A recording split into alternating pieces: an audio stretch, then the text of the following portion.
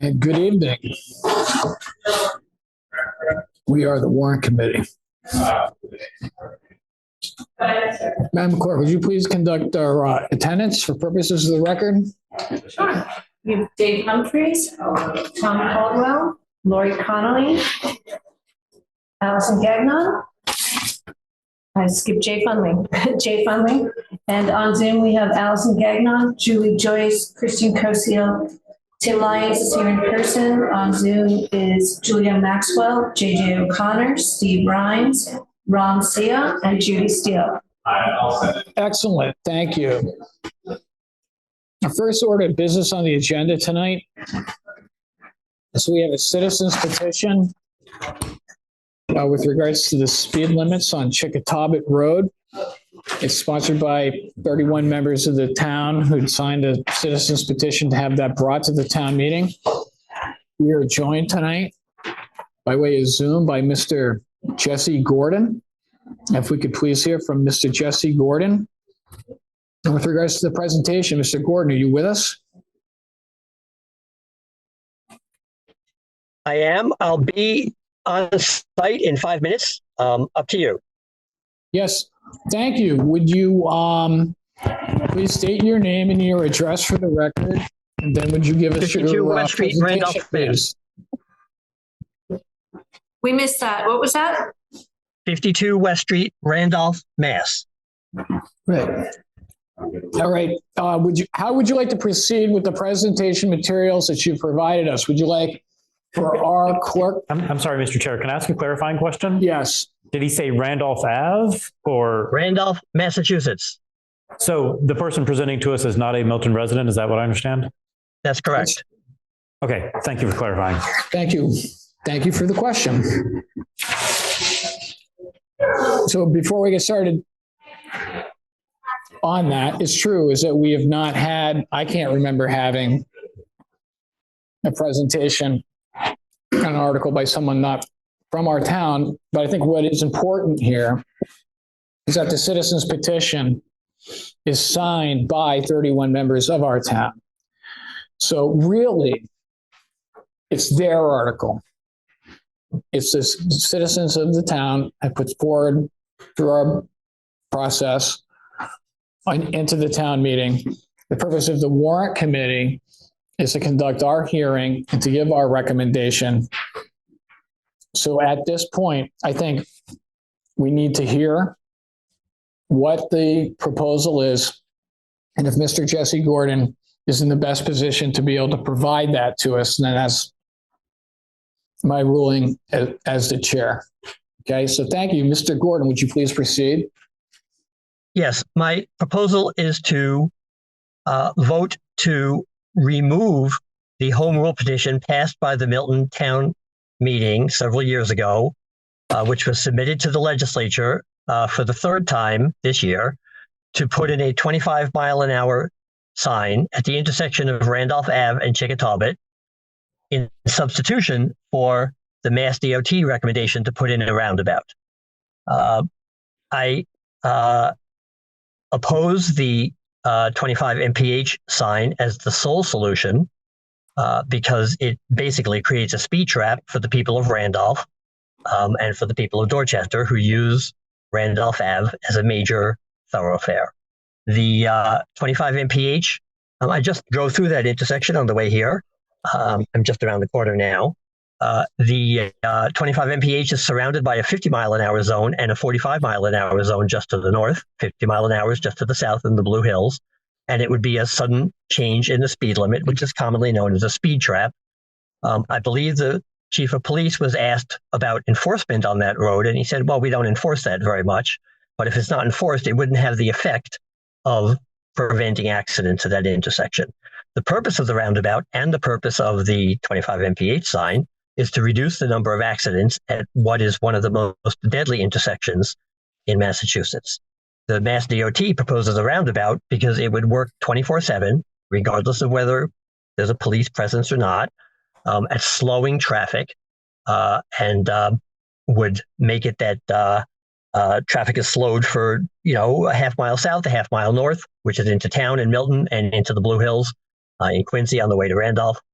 It wouldn't solve the problem, but it would certainly alleviate some of the most deadly aspects because it's a very dangerous intersection, one of the deadliest in the Commonwealth. The objection I have is that the 25 mph would be a speed trap that primarily affects not people in Milton, but people in Randolph and Dorchester who use that road as the major means of commuting. For example, on my way here this evening, I put into my GPS where to go, and it said go through Chickatawbit Road and then make a left to get to Milton Town Hall. I know that the proponents of this home rule petition characterized it as a cut through, which often it is during rush hour. But for my route here, from my home in Randolph, just off Route 28, this is the major road, and it has been for several centuries, actually. For my stepson who lives in Dorchester, who lives just off Route 28 also, it's the route between us. It's not that it's a cut through, it's the road. It's a state road that goes through those. That it's a state road is why Milton Town Meeting had to ask for a home rule petition, because Milton Town doesn't have the right to put up signs there. The Mass DOT decided, upon hearing from the Milton Town Meeting and several proponents, to change the roundabout, to institute some changes, but not to cancel the roundabout entirely. I believe that's the intent of the Milton Town Meeting.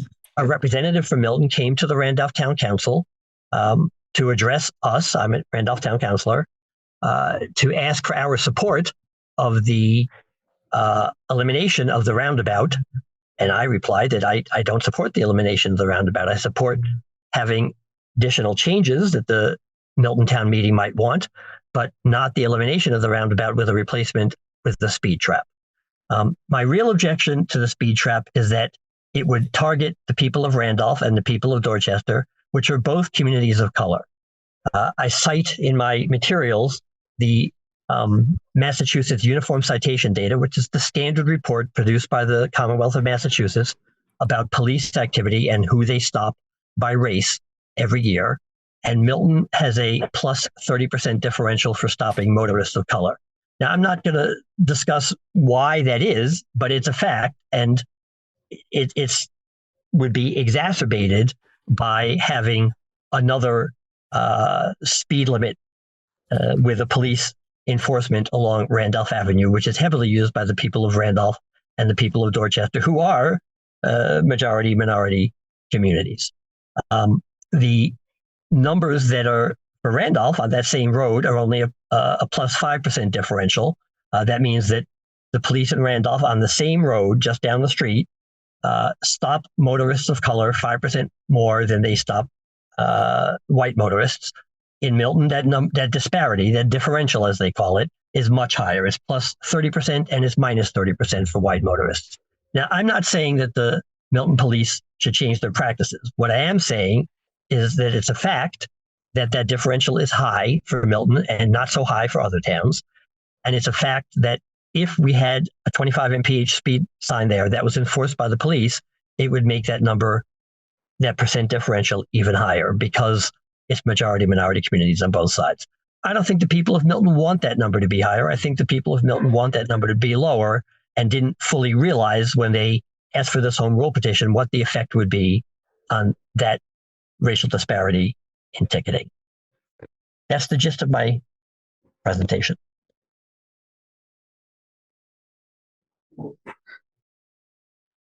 May I ask sort of Jay. actual question?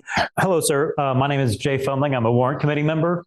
I just want to be sure I understand the background. I apologize. So, dumb question. Right now, the speed limit is not 25 miles per hour, or is? Right now, the speed limit is just south of the intersection is 50. At the intersection, I'm not sure what it is. I guess it's 50. And just after the intersection, driving north, it's 45. Driving south out of Milton, it's 40, and then it increases to 50 when you hit the Quincy border. Thank you. So the 25 that we're talking about is not in, I told you it was a dumb question. It's the 25 miles per hour is not in place now. Thank you. No, it is not. Question, and I apologize if you don't know, but did you say this was requested by Milton Town Meeting? Yes. When was that? I believe it was, well, let's see, it was 3 legislative cycles ago. So that would make it about 4 years ago. maybe 5 years ago. It was submitted as a home rule petition and did not pass in the first session. That's 2 sessions ago. Yeah, but I'm sorry to interrupt. I'm trying to remember when town meeting voted on this, and if I can jog my memory or see the warrant from the time or something. Right. So about 4 years ago?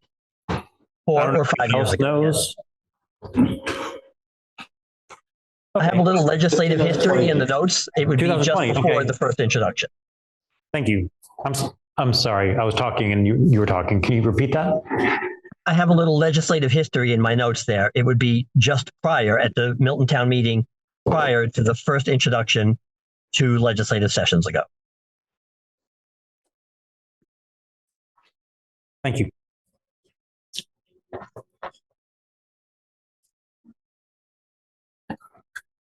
Jay, Yes, those are my questions. Thank you. Kristen?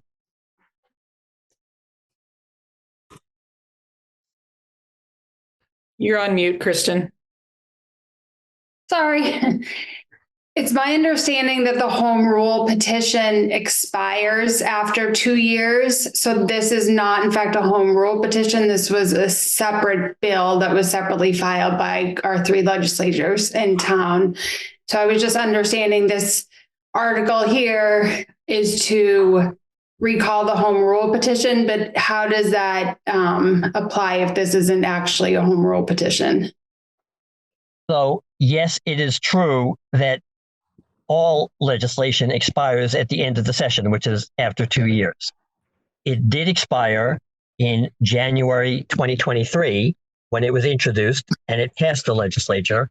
That's called being pocket vetoed. It was passed but not signed by the governor, so it expired when the new session took effect in January 2023. It was then reintroduced in the current session, so it's a new bill in the current session under the number that I specify. And I believe it's still a home rule petition. It's in the form of a home rule petition, starting with notwithstanding MGL. So I believe it's still called a home rule petition requested by the Milton Town meeting, but it is in fact a bill in the current session. And it would expire at the end of the current session, which would be January 2025. Okay. Dave, do we have any clarification on that from town council? I think that I took a look at that. Tom and I took a look at that, and we talked with the town administrator, Nick Milano, and our reading of it is that's true, is that the recently filed. So if you look at the wording of the citizens petition, it's to direct our town delegation to withdraw the bill. It's named the S, and there's a number, and that is a specific bill that's been filed with the legislature, which is a different bill from the previously filed bills that went through certain iterations. They were renumbered from time to time. So that's what this is to direct our town delegation to withdraw that bill. So issues about whether it's home rule or not home rule, or whether it expires after a certain period of time, are relevant, but I don't think would be the determining factor here. Because if we were to say vote in favor of this, the direction would be clear: withdraw that bill. Okay. So that's our read on it. And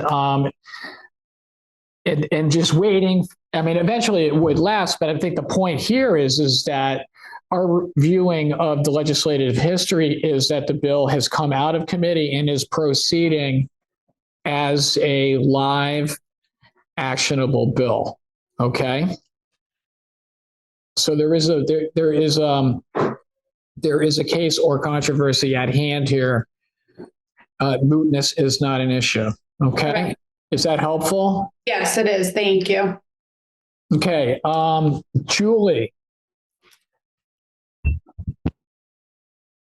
I had a question, and that was sort of what my question was, so we're being asked to to vote against this moving forward with the roundabout and with the 25 mile per hour speed limit. Is that correct? So I think that what the citizens petition is to have us withdraw, is to ask our delegation to withdraw the legislation with regards to the 25 mile an hour speed limit. It's hard to know. Okay, roundabout, withdraw our support from roundabout. My understanding is what we're being told by the Commonwealth of Massachusetts, who's in a position to make the determination based on their criteria, safety being a big one, how they're going to handle the intersection of Route 28, commonly referred to as Randolph Road, and Chickatobbits Road. They have chosen to go by way of a roundabout, which is not a rotary, Anyway, so they're going to proceed, and the steps to be taken in that direction are proceeding as well. Environmental studies, engineering studies, et cetera, et cetera. So everything we're hearing at this point is they're committed to roundabout. That being said, the request is a simple one. It's to direct the delegation to withdraw the bill. There's reasons that were given, we can discuss, members can have their own reasons that they want to bring to the table, but that's the request. Okay. So can I ask, so we're asking them to withdraw it without giving them anything else in its stead, and just a blank withdrawal, and we're not asking for, because I'm assuming this is, and I grew up off of Sassamon Ave, so I am well aware of the disaster that Randolph Ave is. So we're just pulling with no alternatives or no other. And then what happens then? Is it just dead and it'll be another 10 years before anybody, that's my concern, is that if we pull this 100%, that we're going to stop any momentum on maybe saving some lives. Mr. Chair, through you. Right. Go ahead, Mr. Gordon. I wondered about that myself. And the S2301, the legislation, the home rule petition, does not say the full story. It only says put up a 25 mph sign. It implies don't do the roundabout. And I think that Mass DOT understands that those two are conjoined with each other. It would, by removing the request for the 25 mph sign, and therefore not having a conjoined commitment to not having the roundabout, it would mean proceed with the roundabout. Now, So it doesn't say that in the legislation, nor in the withdrawal of the legislation, but I would interpret, and I believe Mass DOT would interpret, that as the meaning. Okay. So can I ask, are you against any sort of limiting the speed on the road at all? Or No, not at all. Through you, Mr. Chair. If there were, in fact, a 25 mph speed limit along with the roundabout, I would be very happy with that. I think it's a very reasonable solution that would actually save lives and make it a safer intersection. And for that matter, the signs themselves would give people a warning that there's a roundabout coming, which might be a surprise when you're cruising down that road through the Blue Hills. So I have no objections to that. I also have no objections to the other changes proposed by many advocates for Milton to, add an additional light or additional turn signals or additional turn lanes. All of those things are okay. The only thing that I find objectionable is the police presence, which, because it targets the people of Randolph and Dorchester.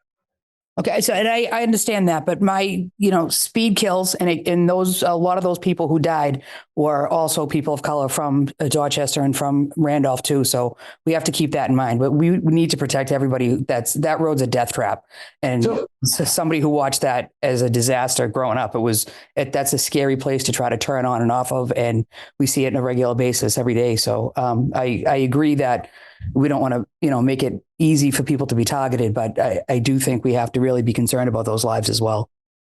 Thank you. If I could just ask a question, Mr. Gordon. So it sounds like what you're saying is that the issue isn't really, you like the idea of a roundabout. The issue isn't really the speed limit. The issue is the police enforcing the speed limit. So isn't this really the better argument would be that we should remove our police presence from the entire town? Because I would imagine that that intersection is not the only place if the police are pulling over people of color in greater numbers than they exist in our demographic. That would occur throughout the entire town. So what we should do is we should remove the police from the entire town and not just that one intersection. Isn't that a better argument? I wouldn't make that argument. I'm not making that argument. I'm only talking about one intersection, and there's an implication for the uniform citation data because of that intersection. If Milton wanted to deal with their general uniform citation data in a bigger picture, that's certainly the prerogative of the people of Milton.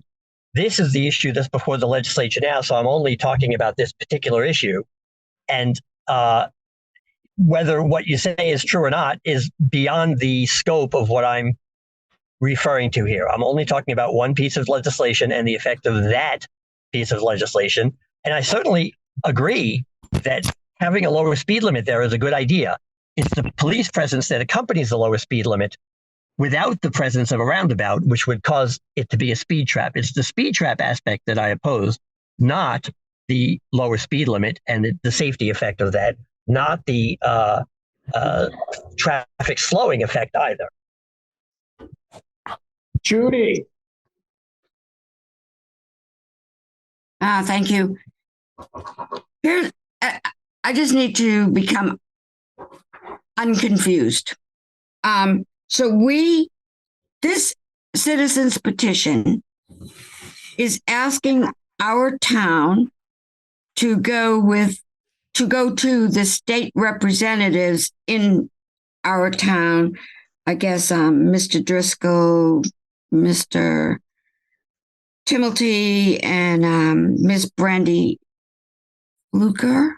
Yes. Did I get them all? Anyway, yes. So it's asking us to go to these three people.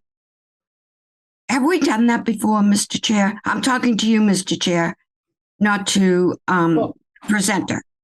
I think it looks like we've done it in reverse. It looks like town meeting did with the citizens of the town, directed them to file a petition to have the 25-mile-an-hour speed limits. So while it looks like we haven't, I'm unaware of an occasion where we have affirmatively asked them to withdraw something, but it's like we've kind of done it, but in reverse. So what we're asking them to do, that bill, this particular bill, it looks like was done independently of a home rule article at town meeting. So this particular one was not done at the request of the people. I guess what we would be doing now is saying where we once directed you to file, it now comes to pass that we now direct you to withdraw. Okay? And this, if I may, to make sure I'm understanding correctly, that would be our town government that's asking this, i.e. the select board or the town administrator. Would that be correct? Well, the source of power in our town government is the people. And the citizens petition exists sort of as a direct democracy kind of situation, I guess. So I think that the power is vested in the citizens of the town to direct this. By citizens petition. It could happen a different way. The select board could take it upon themselves to make it an article, give it to us. But this is one of the ways that, the citizens of the town can be heard. Thank you for that. I'm unmuted. May I ask another question? Sure. Thank you. The presenter, do they have specific data verifiable for one road only within the zip code of 02186? And that would be Randolph Ave. Data only for police pullovers for that one road only? Is that available? Now, I understand police would have to go to the scene of an accident on this one road only, Randolph Ave, and perhaps could conclude from investigation of the accident that a speed might have been a factor in this accident. That's separate from turning on the lights and pulling someone over to give them a speeding ticket. So is there data, hard data available for how many times vehicles have been pulled over and race notated? That's my question. I guess to the presenter. Sure. So I've arrived at town hall. Oh, thank you. Oh, Come on up. Thank you. have some gum if you like it. I can only speak through you, Mr. Chair. I can only speak to what's in the Massachusetts Uniform Citation data, and they don't record the full extent of what the questioner was asking. They do record the number of people stopped, the number of people ticketed, and the number of people arrested by race with several categories as their annual report. They don't. And that's for our whole town, not just this one specific spot of our town. That's correct. Yeah. Correct? Yes. So the data that you're presenting, saying that this could harm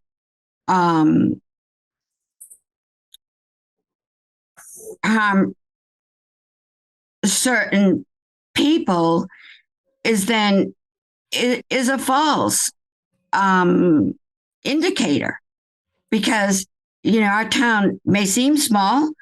We got a lot of streets in our town where folks might not see that speed sign on Canton Ave, which is 30 miles an hour, and might be going 40. And maybe there's a speed trap, as there sometimes is on Canton Ave, and someone gets pulled over. So that data of Canton Avenue is commingled with Randolph Avenue and does not give, in my opinion, a good indicator that this could harm people more on that particular road. And that was, I guess, Mr. Chair, it started as a question and sort of ended up as an analysis of my question. Thank you. Thank you. Steve. Okay, thank you. So in the background, I was trying to pull some information about accidents on that road. I've driven on the road a bunch as well, having lived here for a while. For me, I'm looking at that data. It's 2020, and what I'd like to see in that information too is more information around the safety. I see information about there's the table in there around pulling people over. I see that. I think that's valuable, but I think the main argument here is also around safety. I don't see that in that information. Am I missing something there, or is that forthcoming? I guess that's a question for the presenter. It's through you, Mr. Chair. The safety information and the full analysis of the accident rate and how it would be reduced is in the Mass DOT report about the same intersections. The Milton Town Meeting's response to the 25 mph request instead of the roundabout counters that safety analysis. Mass DOT, they are the experts on transportation issues and transportation safety. And in their view, a roundabout, which I think we heard here already, is a small rotary, not a full-scale rotary. A roundabout would be the way to most safely conduct traffic at that intersection in a calmed manner and in a safer manner, reducing primarily the number of deadly accidents. I did read the report that underlies the Mass DOT analysis, and basically they said, this is not going to reduce the number of accidents. It's going to reduce the number of fatalities, which is their goal. It's not to say we want to make it that there's never an accident there. It's quite possible, and the Milton presenter at Randolph Town Council said explicitly that there would be more accidents because people are more likely to hit roundabout structure itself, for example, but they wouldn't be fatal accidents. And I've experienced some of the accidents at that intersection myself, typically when I'm on the 240 bus. And what happens is the bus stops and I have to walk 5 miles home because there ain't no way that they're going to clear it in the next 2 or 3 hours.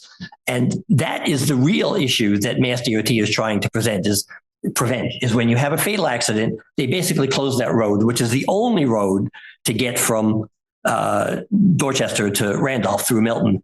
Once you get south of there, it's the actual only road through the Blue Hills. So that's the situation they're trying to minimize, is the number of closures due to fatalities. The full accident data itself and the full safety analysis is in the underlying report. I do link that from that website, randolphpetitions.com. I think I do. And if I don't, I will tonight. But I understand that the safety issues are the real issue here. I'm responding to the rejection of the Mass DOT's safety analysis. And that bus is a bad bus, right? There's both the BAT bus, which is the number 12, and the MBTA number 240, number 240A, and number 240H. They all go through there. We're not dancing MBTA around. Yeah, I think that's helpful. I mean, I'm taking in consideration there's streets in Milton like Canton Avenue where the speed limit's like 25 miles an hour, right? And that's not as winding as that. So I think reducing that speed limit on that road down to 25 is actually not a bad move. I mean, enforcement is an issue that I think all towns struggle with. I think Milton struggles with it simply because of not having, a ton of police officers to cover all streets across. So when they're in those areas, they're targeting people probably to slow people down or just slow them down. And I think another piece of analysis that would be interesting in your data would be how many of those people that are pulled over are just given a warning? Because I'm sure that's quite a bit as well. I'm just curious. I think there's just some data that I'd like to see in there. Safety is a big one. Also comparative analysis on streets like that with the speed limits on there as well. I mean, in 2 minutes of research, I was pulling maps with density of accidents all the way through there. So I'd like to see more information, please. Thank you, Steve. We're going to go. It's Tim, Julia, Lori. Tim. I question the definition of speed trap. Webster says a place on a road where the police use special hidden equipment to see drivers are going faster than the allowed speed. Milton typically doesn't hide. They're right on the side of the road. So how is that a speed trap? I take full responsibility for the term speed trap. Yes, I use that because It's inflammatory. That's part of the reason I used it, because it's inflammatory, because that's the way I would see it. I would come from Randolph driving in a 50 mph zone in the Blue Hills in Quincy. Upon hitting the Milton border, it would suddenly be 25 mph, and passing through that intersection another 100 yards north, it would be returned to 45 mph. Okay. I understand that some dictionaries don't define it that way, but having a sudden drop in the speed limit for a very brief section is what I would term a speed trap. It's also your duty when you have a license to obey what the posted speed limits are. And they're posted that way for safety reasons. Yes, sir. And I'm not suggesting that I would break the speed limit. What I'm suggesting is that I would be subject, along with everyone driving along that road, to a ticket because we didn't slow down fast enough upon approaching the Milton border. I'd question that. But the heart of it seems to me, and help me out here, that the heart of your argument, though, is that while everyone who goes through that speed change, everyone who goes through there is subject to being in that zone, you're implying that our police are pulling over people of color at greater numbers percentage-wise than they exist in that population going through the speed trap. Through you, Mr. Chair. Right. That's not what the uniform citation data says. The way it works is it compares the number of people ticketed to the population of the area. In other words, it's comparing the number of people ticketed as a percentage of who are Black and African American. Areas to town. Yes, and it's comparing that to the population of Milton. So, but if the population at that intersection doesn't reflect the population of the town, are the police required to write tickets by race in the percentages of what exists in the town? No, there's no requirement at all for the So what police use are these statistics to us? Well, the statistics are what the state collects. So I didn't determine how they collect those statistics. The way that they do that is they compare the number of people ticketed by race to the number of people who live in a town by race. In other words, it's direct demographic correlation. Now, clearly, the number of people commuting through through Milton is higher in terms of minority population than the minority population of Milton. That's what those numbers primarily reflect. This is one of the major commuting roads through Milton. Therefore, having more ticketing on this road would increase the disparity between the population of the demographic and the ticketed demographic. That's just the way that those numbers work. Thank you for your answer.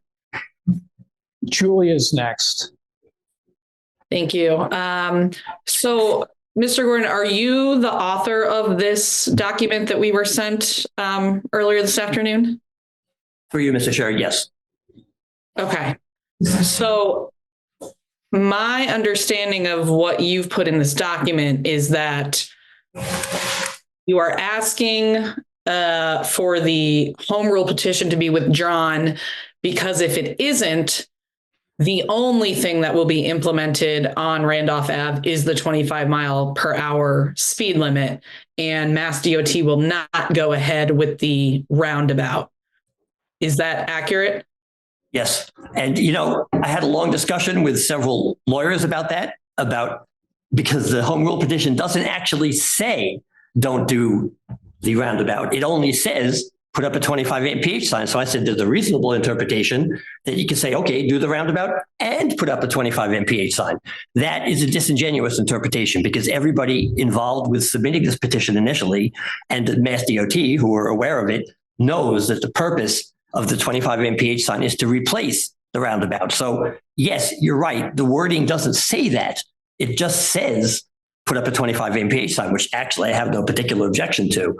It's replacing the roundabout that I have the objection to. And that is the understanding that the Mass DOT has, and certainly the authors, including the people who came to Randolph to explain it, explained it that way, that this replaces the roundabout.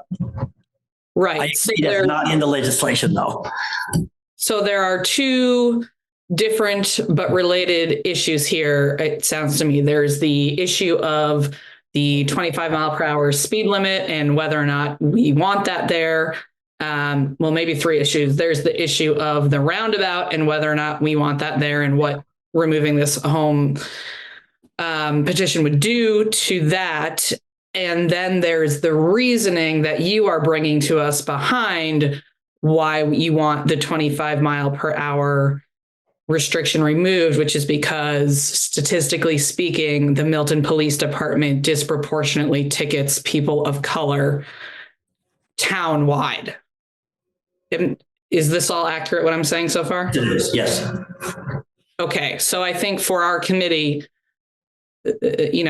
there's a few different issues here going on that are all related, but I think that I've heard a lot of people sound like they are doubting these statistics about the Milton Police Department and whether or not it's representative of Randolph Ave itself. Obviously, we can't know that, but I think townwide is representative of what is happening on individual streets. And I absolutely believe that they are disproportionately ticketing people of color. That's police departments nationwide are doing that. That's factual. So that's all for me for now. Thanks. Thank you. Lori. So my comment is related to what Julia said. My understanding, if I look at the bill, it's just the 25 mile an hour, which was done years ago through town meeting, well before the roundabout came about, if I'm not mistaken. And I'm wondering if we could ask our town administrator or our chief of police to shed any light on that issue. Okay, we can make a note because we've asked Chief King to be here. Yeah. So what we'll do is maybe we can make a note, please, to ask those questions. And so, because I understand them to be mutually exclusive. We can do the 25 and they'll still do the roundabout. Through you, Mr. Chair. If in fact we did both, I would withdraw my petition because having the roundabout and the 25 mph, I think it's a wonderful solution for the real safety issues involved. I think it's very appropriate to have a 25 mph sign. In fact, to have a series of them with blinky lights or something leading up, because there's a roundabout coming that people won't expect. Thank you. Are there any other questions for Mr. Gordon? All right, so thank you. We're going to move on. But I always give proponent of an article the final word. So stay with us. I'm gonna, we'll ask I've asked Chief King, our Chief of Police, to address us, and then we'll get back to you. Thank you so much. Chief King.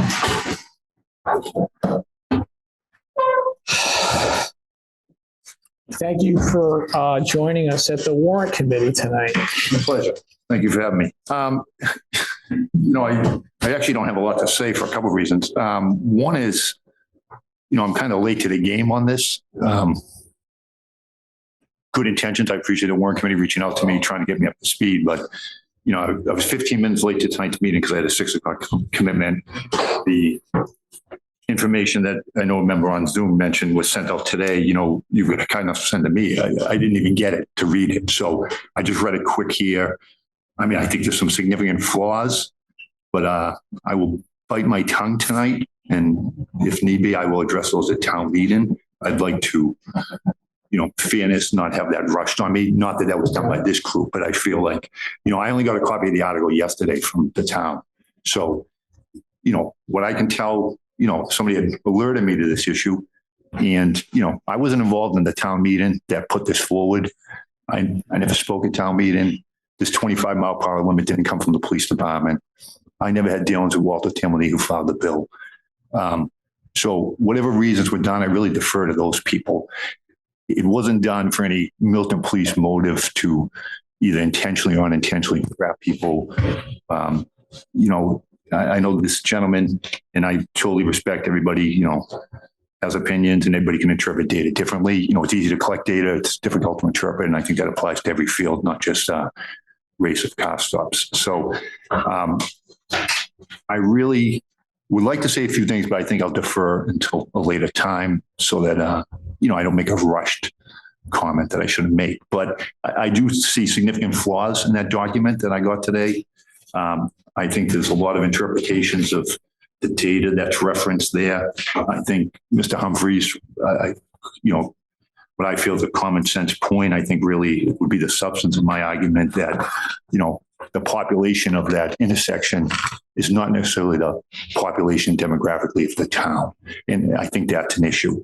To suggest that, it's going to match the exact resident population is almost a bizarre concept to me, because those same cars who pass through that intersection are supposed to match one racial demographic at Randolph and Chick, but at the very next intersection in Randolph, those operators are supposed to be a different demographic because that intersection crosses into a more diverse community. It's ridiculous. It's the same vehicles and it's the same operators, but somehow the demographic data is supposed to change a mile up the road on the same road. It's illogical to me, but I respect other people who have different opinions. So, not really involved. I'm always happy to answer a question, and I'll answer anything honestly, but I just feel I'm a little late to the game. I'd like to prepare on such a serious issue because I do think we're referenced in a negative way unfairly. And I'd like to respond to that. And I appreciate the opportunity to, but I think, there's a time, place for everything. And I wouldn't want to do it based on something I read coming into a meeting 15 minutes late. I didn't hear his entire presentation. So it'd be unfair to him. It'd be unfair to you. Let me ask, can I just ask, Sharon, we talked about this during your presentation with regards to the budget. Yes. Enforcement on Route 28 in particular. I think there was a question specifically with regards to enforcement at Chickatawba and a speed trap, or, enforcement there, the placement of units. What are some of the challenges that you face with the enforcement of speeds on 28?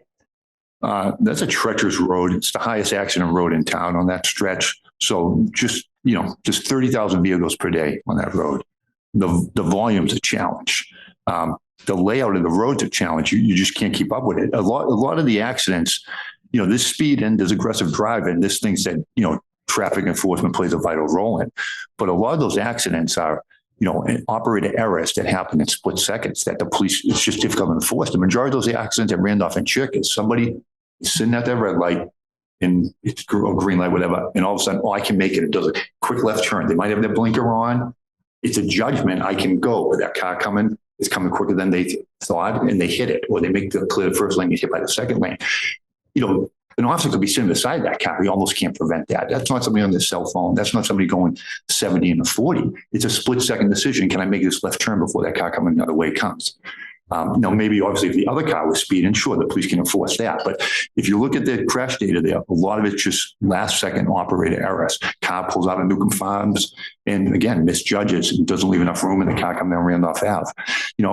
There's line of sight issues. I mean, the roadway is certainly a roadway that's conducive to speeding. Unfortunately, it's 4 lanes. There's really no barriers. There's no bump outs. It's a tough roadway. I think it needs a major overhaul in terms of traffic engineering and design. I think the serious safety issues, that's a challenge.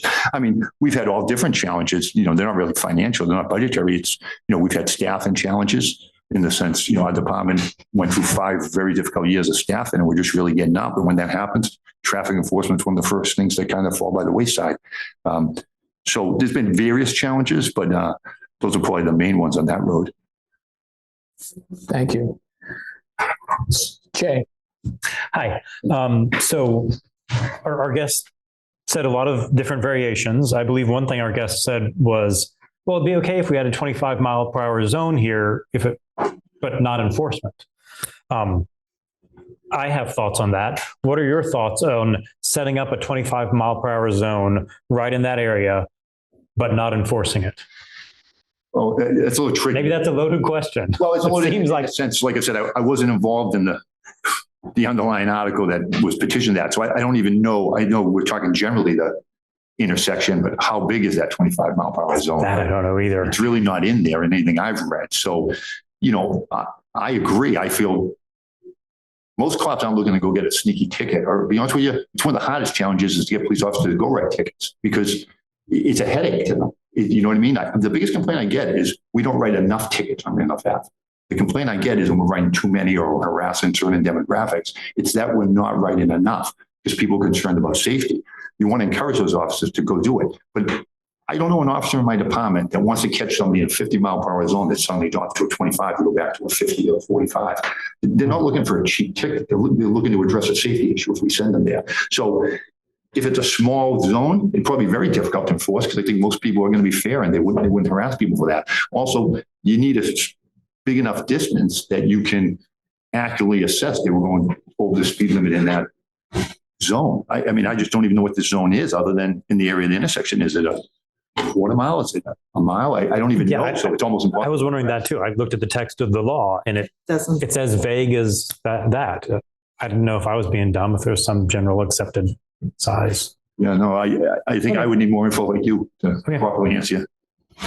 And I don't think I've ever seen, the only time I recall ever seeing stationary speed traffic enforcement is at the bottom of the hill, because you got to be able to pull people over. And 28, pulling over, doing a traffic stop on 28, especially on the downhills, could put everybody at risk, the officers, the drivers, people going around. The only place I've ever seen it is at the bottom of the hill where you're going down towards St. Elizabeth's, where you can pull people over to the right into the neighborhood. Right? Yeah, at Ridgewood at the bottom. Right? Ridgeway. I mean, have you ever set up a stationary traffic enforcement at Chickatawit, at that intersection of Chickatawit and 28? Do you recall? Not for speed. You'll do red light violation, something like that there. The speed would usually be after the intersection because, it is Quincy to that barn. If you're familiar with the barn, going through the woods there, it's Quincy, but it's Quincy, but it's state police jurisdiction on that in between stretch. It's not Quincy police.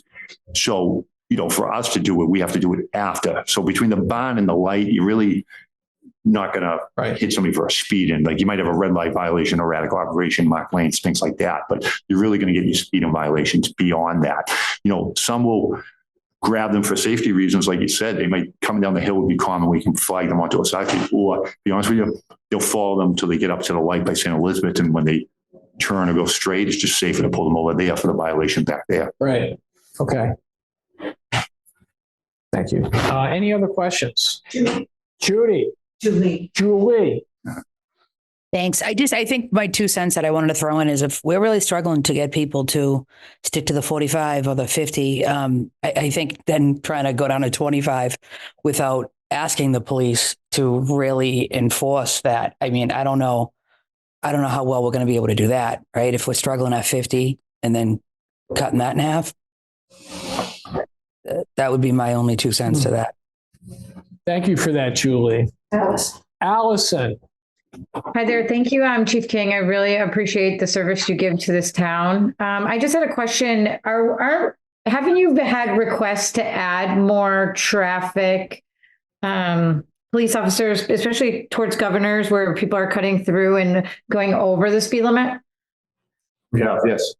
Okay. That's what I thought. Okay. Thank you so much for your response. Thank you, Allison. Any other questions? Laura, yes. I would just like to ask if you have any info on the MassDOT project with the roundabout. I remember you mentioned that earlier. I don't know that I could off the top of my head without like getting back up to speed on the roundabout. I mean, it's difficult because I was not part of this petition. I never. Well, and I think filed, so I remember being involved. I mean, we've done a lot with, MassDOT. We've gone out and walked the site, meetings about the roundabout, meetings about other alternatives. So, I remember all that pretty well, but I don't know the time frame of when that was relative to the original citizen petition, just because I wasn't involved in that. So I know it's 2018, 2019 on that. I thought the roundabout, as you indicated, was after that. But that's based on my memory without, double checking some of my records. Same. Thank you. And I took the occasion, I think this is relevant to your question. I took the occasion to discuss prior to this meeting with the town administrator, the status of the roundabout. And the best we can say at this point is it looks like there was a commitment by Mass DOT to proceed. It looks like the decision has been made that the roundabout is the design they would like to see for the criteria that they have, and they are moving forward. They're at the environmental impact study stage. And so obviously they have not broken ground. Correct. Right. But we've seen them out there sampling the geography, the geology, et cetera, et cetera. I mean, so until it actually, this is the government. So until it actually starts, it's not started, but it looks like the call has been made for roundabout. That was my understanding. So I see this as an addition, not either or. So right. And I mean, as it does appear that, if the Commonwealth, if the DOT decides that that's what they're going to do, that's what they're going to do. And, our home rule petition, maybe there was an idea in the past that the 25 might somehow be able to stop it somehow or mitigate it in such a way that we don't get the roundabout. That idea looks like it's in the hazy past. Does anyone else have any questions for Chief King? Judy and Steve have their hands up. Judy, then Steve, please. Hi, thank you. I think, and we'll ask anyone to weigh in to clarify, the house that's on the corner of Chickatawbit and Randolph that has those big, Chief King, please weigh into those big boulders, because there's many of the accidents right there. Cars were careening into that lawn and fence, etc. I believe I read, maybe Milton Times, I don't know, that the house has been eminent domain to make room for the roundabout. So it would seem to me, if that has already been processed, that the roundabout is pretty much solidified to go forward, because why would you take a whole house if you weren't going to go forward? I don't know who that question is to. Chief King, do you know if that's true, that they have already proceeded to acquire that small parcel to create the roundabout? I do not know that that has happened. I was part of a walkthrough up there with a bunch of state officials and national officials and some local officials. And they did say there would be some eminent domain takings.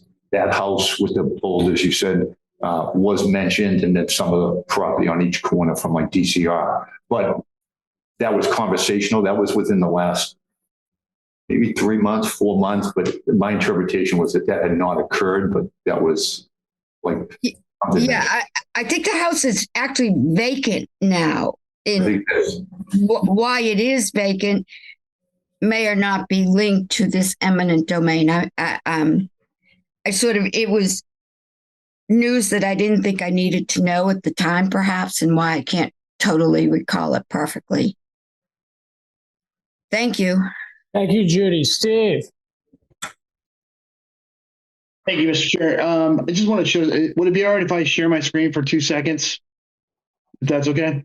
Yes, sure. All right. So just doing a quick search.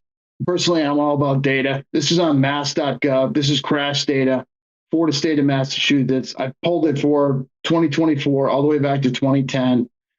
Fully integrated. I can zero in on Shakatobit, or however you pronounce it. I double click in here. I'm coming into that area you're talking about.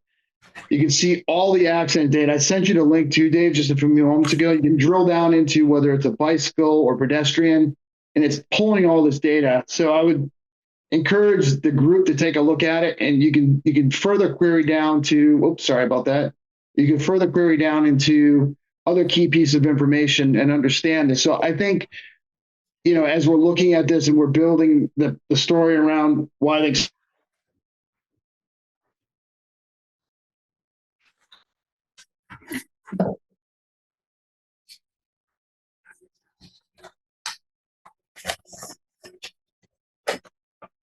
I think you're frozen, Steve, or mute.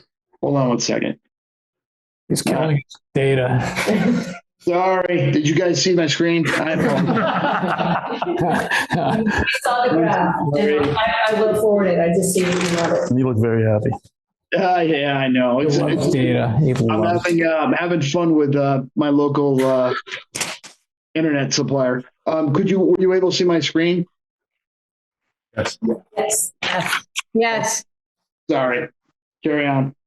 Thank you. No, not like in a bad way. But you went blank. Yeah. What I was trying to say is that MassGov has a interactive dashboard with all this information. You can query down by town all the way back to 2010, and you can zero in on streets and looking at all types of metrics for this area. I found it very useful. Thank you. Appreciate it. Thanks, Steve. Any other questions for Chief King? Anything you'd like to add, Chief? No, not really. Like I said, this petition references us, but it's really not a police petition. It's a different issue, I feel. And, right. I was involved in town meeting. I was involved with the legislature. And, like I said, I feel we're referencing negatively for whatever the agenda is, but I will respond at the right time. But I'm not going to rush it to a meeting I was late for. My apologies. But, if I'm going to do it, I'd rather have time to prepare. And I feel I owe that to certainly the members of my department and certainly to the community. Okay. Thank you for joining us. Your comments that you did make to us, I believe, will be helpful to us in our job. And thank you. Thank you, everyone. Thank you. Service. Thank you for your service. Mr. Gordon, if you would like to rejoin us, as is my practice, we give the sort of final word to the proponent of the article. So let me address a couple things. First, on the comment that I characterized that 25 mph and not enforcement would be good. Actually, I would consider that the worst of both worlds. because it would not make the intersection safer, and it's not a good solution. I apologize if I misunderstood you. What I actually considered the ideal solution is more roundabouts, not just one. I'm a member of Friends of the Blue Hills, and when I first heard about this issue a couple of years ago, I immediately went to the Friends of the Blue Hills, who have been working on a Skyline Trail crossing on that same road about 1.5 miles down, and said, why don't we ask for a roundabout at Skyline Trail? Because it would solve the problem of pedestrians crossing through a hideously unsafe crossing. And perhaps the data statistics would talk to that intersection. I don't know if they count that as an intersection. It's a foot trail. It's the biggest foot trail in the Blue Hills crossing Route 28. And it is very dangerous to cross there, especially at dusk. And I proposed through the Friends of the Blue Hills to extend, and I proposed to Mass DOT as well, to extend the concept of the roundabout to the Skyline Trail crossing as well, so that there would be a double roundabout.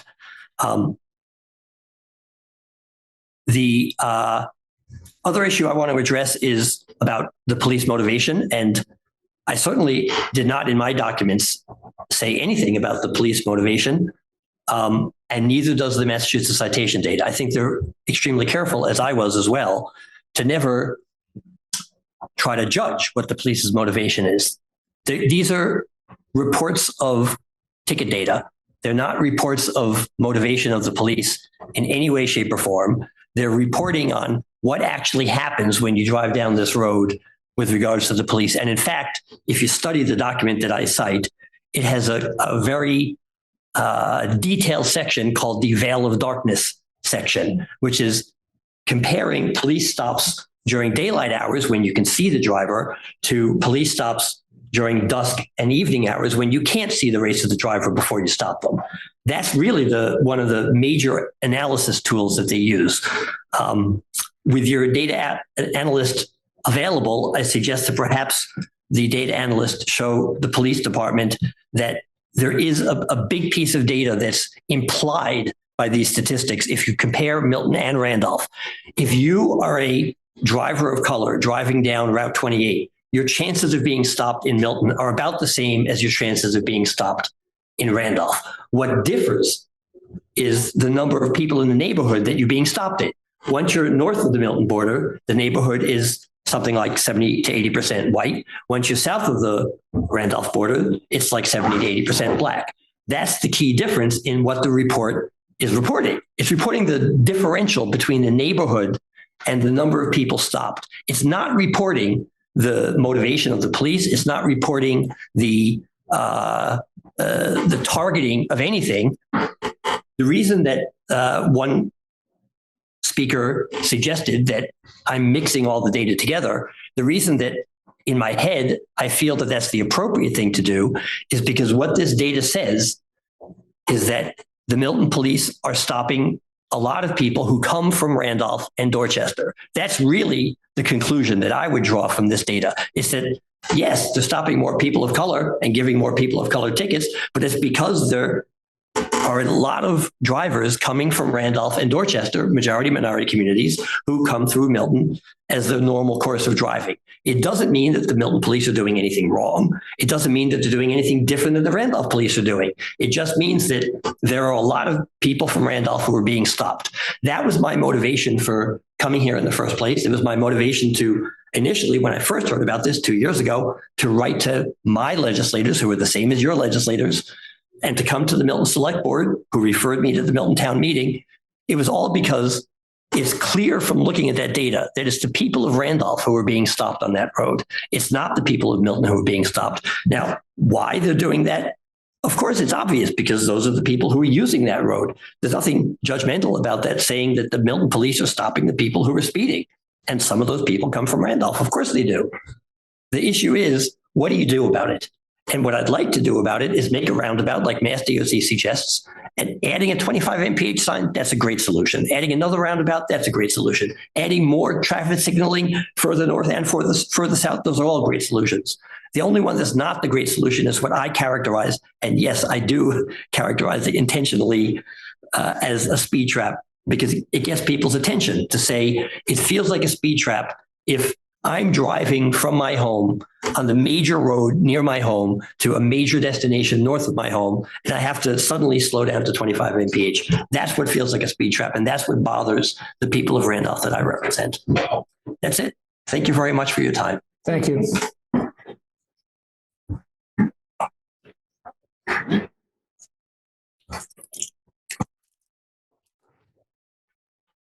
Judy. Thank you, Dave. Just a commentary.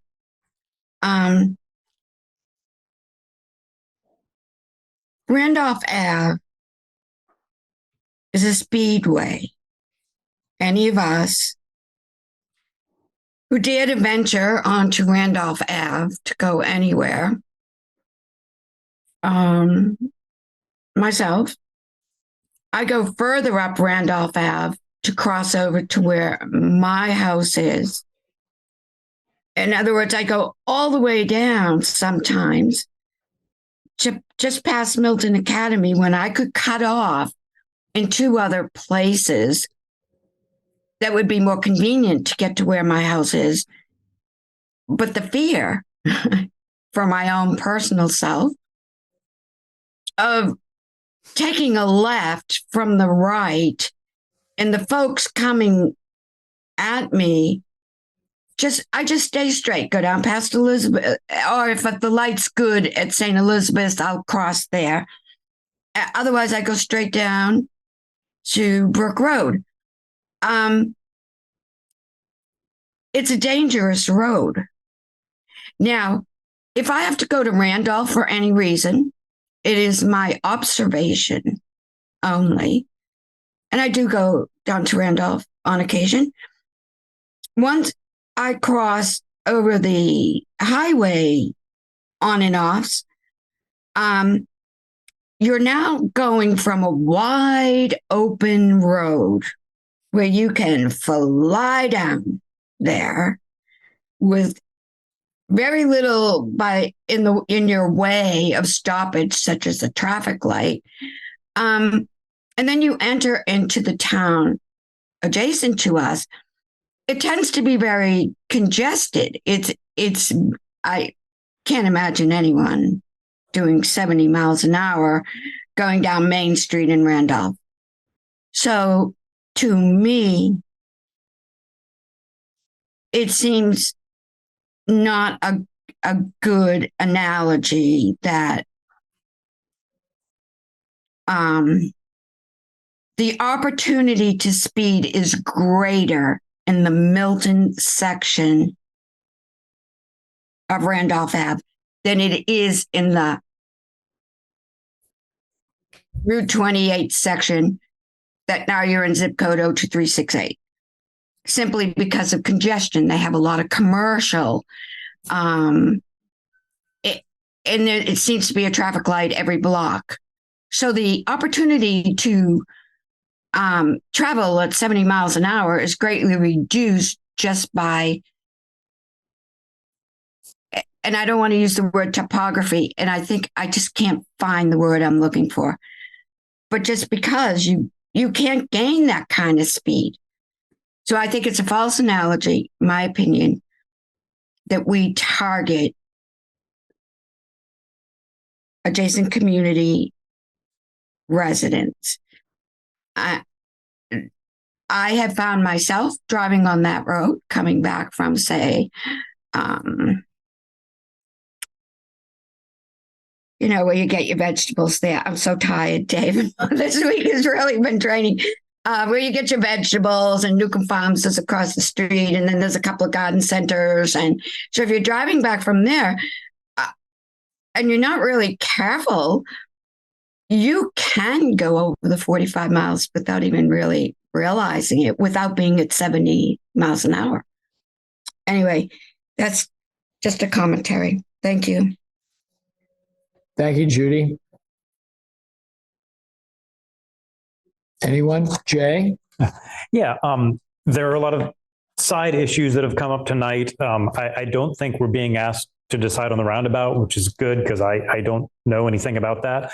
I don't see that this is mutually exclusive with the roundabout. I mean, I'm looking just at the text, which is our legislators are asking the state to say 25 mile per hour zone. That's it, period. So I'm focusing in on that.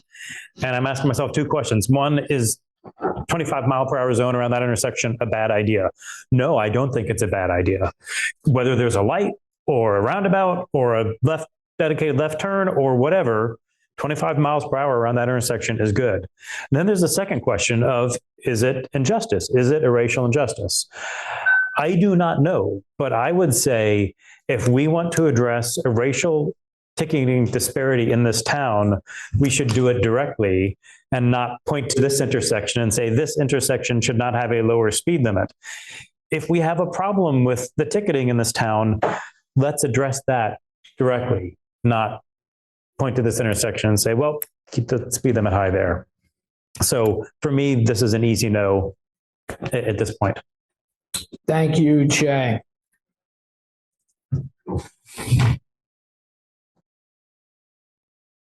Anyone? So is this like oh, sorry. Is it okay if I speak? Absolutely. Yes, Allison. Is this the discussion portion? And then we're going to so we are voting on the 25 mile speed limit, correct? Why don't we, Madam Clerk? Yeah, that would be helpful. Thank you. Sure.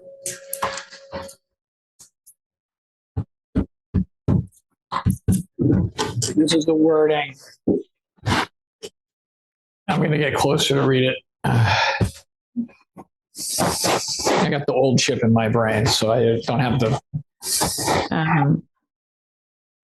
Article 43, to see if the town will vote to request that the Milton State Delegation withdraw S. TAC 2301, quotes, an act establishing speed limits on portions of State Highway Route 28 and Chickatobit Road in the town of Milton, because it is a, in quotes, speed trap, and instead to return to the original Mass DOT rotary plan. We object to the speed trap in the particular sense because it would exacerbate the Milton Police's disproportionate ticketing of motorists of color above the already established plus 30% racial differential as detailed in the 2022 Massachusetts Uniform Citation Data Analysis Report, in quotations, page 212, as submitted by, they list some of the citizens of the town who signed the petition. So the key here is direct. The Milton State Delegation to withdraw S 2301. Okay. There are reasons stated. The members can have their own reasons. Okay. But the vote, a yes vote, would direct the state, we would direct the state delegation to act in accordance with that. Okay.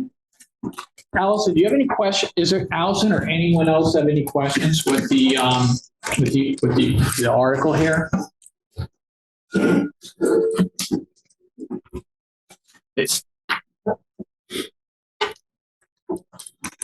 Steve.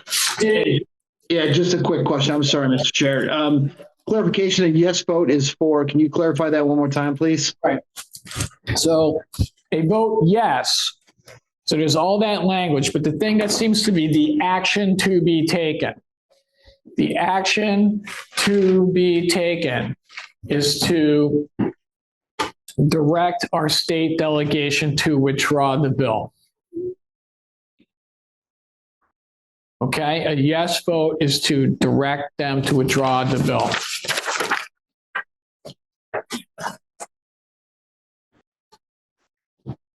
Ron. Could I make a motion? Ron has a motion. Ron, what is your motion? I'd like to make a motion to have the warrant committee vote no on this bill. Is there a second? Second. Oh, Tim's hand was up first, so it was Tim Lyons was the second. There is a motion made by Ron Sia, seconded by Tim Lyons, that the warrant committee vote no.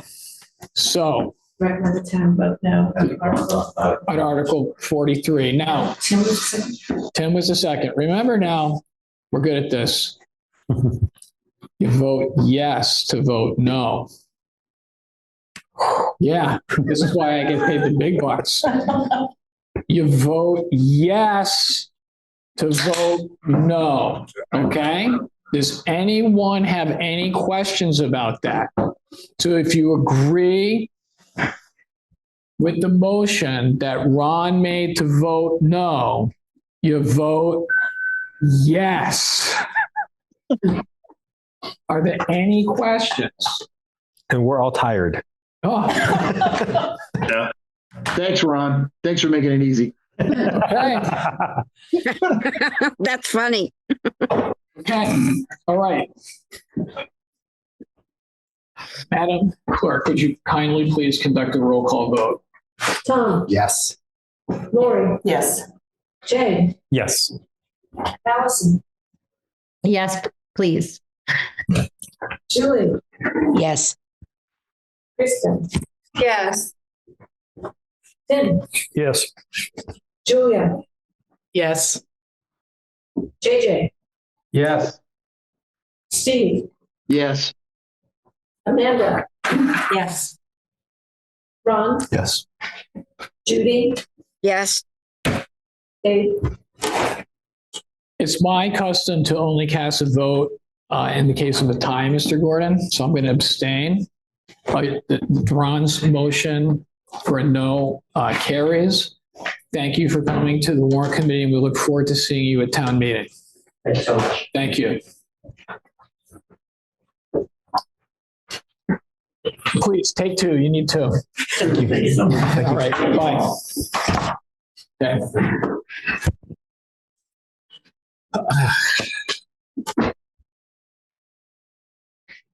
Where were we on the budget? Mr. Milano, and I still use Ms. Is it Mrs. Dexter? Doesn't matter. Doesn't matter. Amy Dexter? Would you kindly please join us? I know we're going to need your help.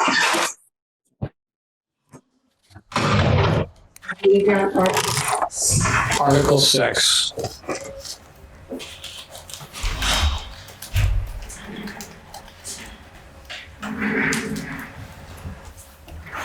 Thank you for joining us. This is one of the part of the meeting that I like the most. It seems when it's a lot of the big decisions are done, the big votes are in, and then we can get to votes on the articles, and then be able to present the town a warrant that represents months and months of work, especially by the two of you. Because I think every single number that's in this warrant, and there are a lot of them, represents a lot of hard work by you. So thank you for your hard work, and thank you for being here tonight. Two-way street, Mr. Chair. This committee puts in sometimes more night hours than we do. So we appreciate all of your work. So thank you. So where were we? I think it was Article 6.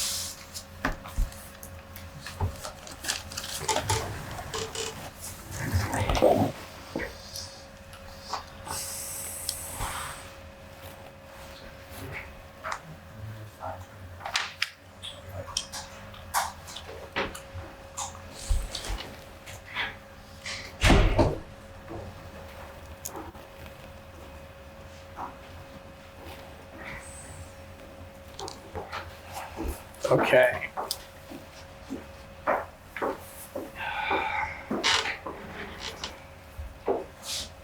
Articles, I'm going to my Article 6. To see what sum the town will vote to appropriate for purposes of funding cost items not included in the department budget. It's recommended 895,000. Mr. Milano, can you help us out? Why is it the 895,000? Sure. So this article includes wage adjustments for 2 collective bargaining units. The first is the Milton Professional Managers Association. So the department heads and many of the assistant department heads, as well as some other employees, are in a bargaining unit called the Milton Professional Management Association. Their union contract was settled about 6 weeks ago. So the departmental budgets have not been updated fully to reflect the wage adjustments to take their salaries from the fiscal 22 levels that they're at presently up to the fiscal 25 levels that they need to be for fiscal 25. So that includes, that 895 includes money to make that adjustment. And the secondary adjustment is still to be determined, and that's the outstanding potential collective bargaining agreement with the Milton firefighters. We have been engaged in negotiations with the firefighters for some time now. Those efforts have been exhausted. We are now at what is called the Joint Labor Management Committee for binding arbitration. We had an arbitration hearing on February 9th. Briefs were submitted last week. We expect an arbitration award by the end of the month of April. It is binding. It is out of the town's hands at this point. It is out of the union's hands at this point. Certainly, we could reach an off-the-record negotiation, but generally, where things stand is we expect an arbitrator to make a ruling by the end of April, stipulating what the award shall be for that contract, and that contract covers fiscals 23, 24, and 25. Does anyone have any questions with regards to that? Jay? Yes, my first question is the arbitration. So you said we expect it to be settled in April? Yes. So we expect it to be settled before town meeting? Correct. What happens if it's a larger number than we have accounted for in here? That is to be determined. That is a risk with the arbitration. It's binding. It's a 3-member panel. One of them is a management rep. So if a former city manager, the other assistant city manager, I should say, the other is a firefighter, and then the third neutral member is an arbitrator. So that panel will make a decision. The parties on the record are very far apart. They're at 555, we're at 222, and that's on the record in terms of what the table positions are. Okay. The police agreement, as a point of contrast, was about all in was about a 10.5% over 3 years. So that's one point of reference where this arbitration could come in. It could be above that, could be below that. We don't really know. Okay. So the 555,222, that's what, 2% raise per year, 5% raise per year? So the assumption that went into building this number, can you tell me what that is? Somewhere between the 2 and the 5? It's yes. Somewhere between the 2 and the 5. That's fair. Okay. And this is getting into the weeds. I don't want to take into people's too much time, but this is the pay increase for the first year in the 3-year cycle, and then the second year, and then the third year. Now, the third year is what's going to be built on and going forward in their pay.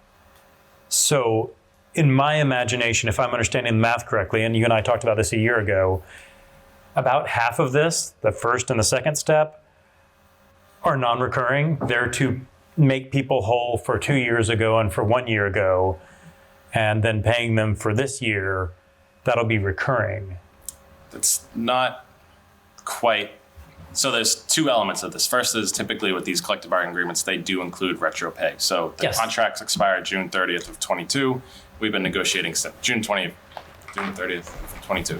We've been negotiating since then. So the town will typically, usually, has been paying out to adjust everybody's pay to make them whole from whenever the contract is settled back to when it was expired. So that's one payment that will happen. Mm-hmm. What this article accounts for is, in our budget, everybody's salaries and wages reflect the 22 salaries. So if somebody's salary was $100 in 22, now they have 2% increases. Now their salary is being $106. So we need to raise their budget by $6. So all of that is forever. And all of that is the new base upon which in future agreements and numbers will be settled on. Okay, I didn't expect that. So, well, what about the previous 2 years and the retroactive pay? Where's that in our budget? So that's in this year's budget because it's in fiscal 24 because the award will be issued this year and paid out in fiscal 24. What we need to do for fiscal 25 is to get everybody's salaries up to where they need to be. So any retro payments will happen right now. In fiscal 24, there was a Article 6. Correct. I think it was called Article 6. Correct. Everything in, okay. Okay, so the only thing in here is the ongoing amount. Correct. Thank you for your patience. Sure. I guess that answers I didn't expect that answer, but that answers my question. Thank you. Are there any other questions? Is there a motion? Steve? Hey, sorry. Nick, Amy, great job. Just a quick question. What's the gap risk on the arbitration based on a number? How much is the risk for additional months in that in an item? Did you say 5.5? I'm sorry, I was trying to follow you there, Nick. I'm sorry. Sure. Yeah, I don't want to get hung up on everybody's table positions. I think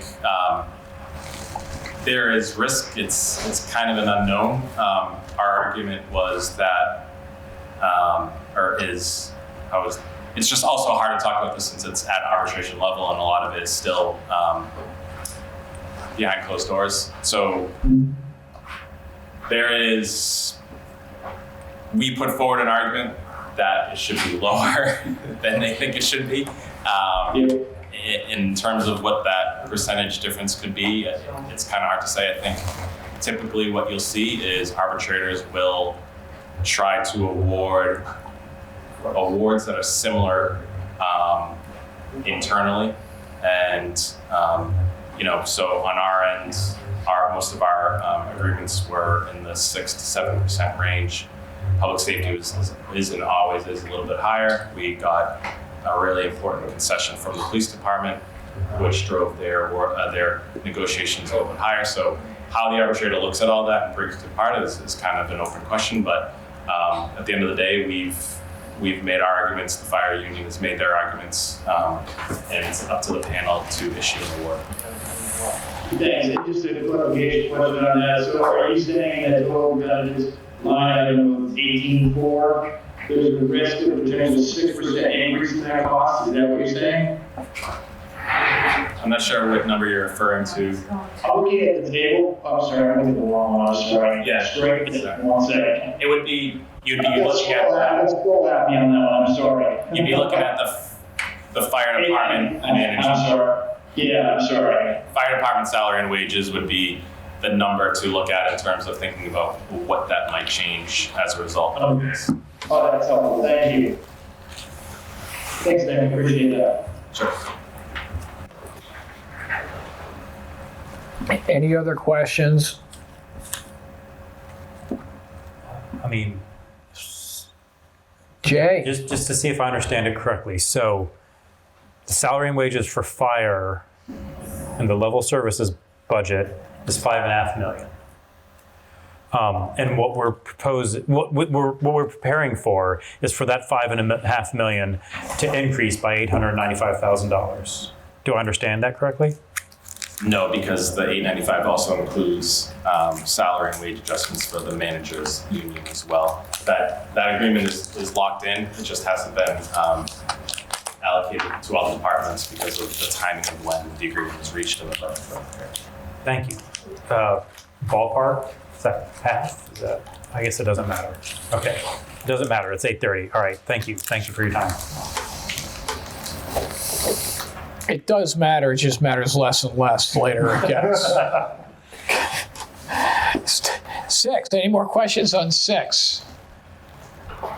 Is there motion on 6? Such as, I'll make a motion what's your motion? to recommend that $895,000 be appropriated under Article 6. Lori Connolly made, From the tax levy. thank you. Lori Connolly made the motion on 6. Is there a second? Second. Tom seconded. Madam Clerk, could you please conduct a roll call vote? Tom? Yes. Yes. Yes. Allison? Allison?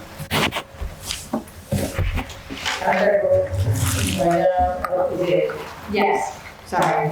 There you go. Julie? Yes. Kristen? I'll recuse myself just because my brother-in-law is employed by Milton Fire and I'm unsure who has the benefits in that household, so I'll recuse myself. Thank you. Tim? Yes. Julia? Yes. JJ? Yes.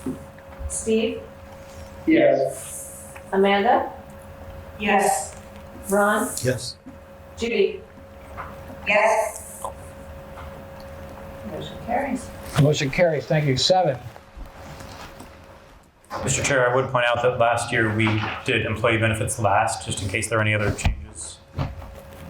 Is that still the recommendation? Okay, can I make another request? I'd like 5 minutes to find an email related to this. Fine. We'll table 7. 8. See what monies the town will appropriate to reimburse the Department of Unemployment Assistance. Nick, can you help us out with this number? I'm sorry, Article 8. 8. Yep. Yes, this is for, unlike private employers who have unemployment assistance, unemployment insurance would pay into unemployment insurance, I should say.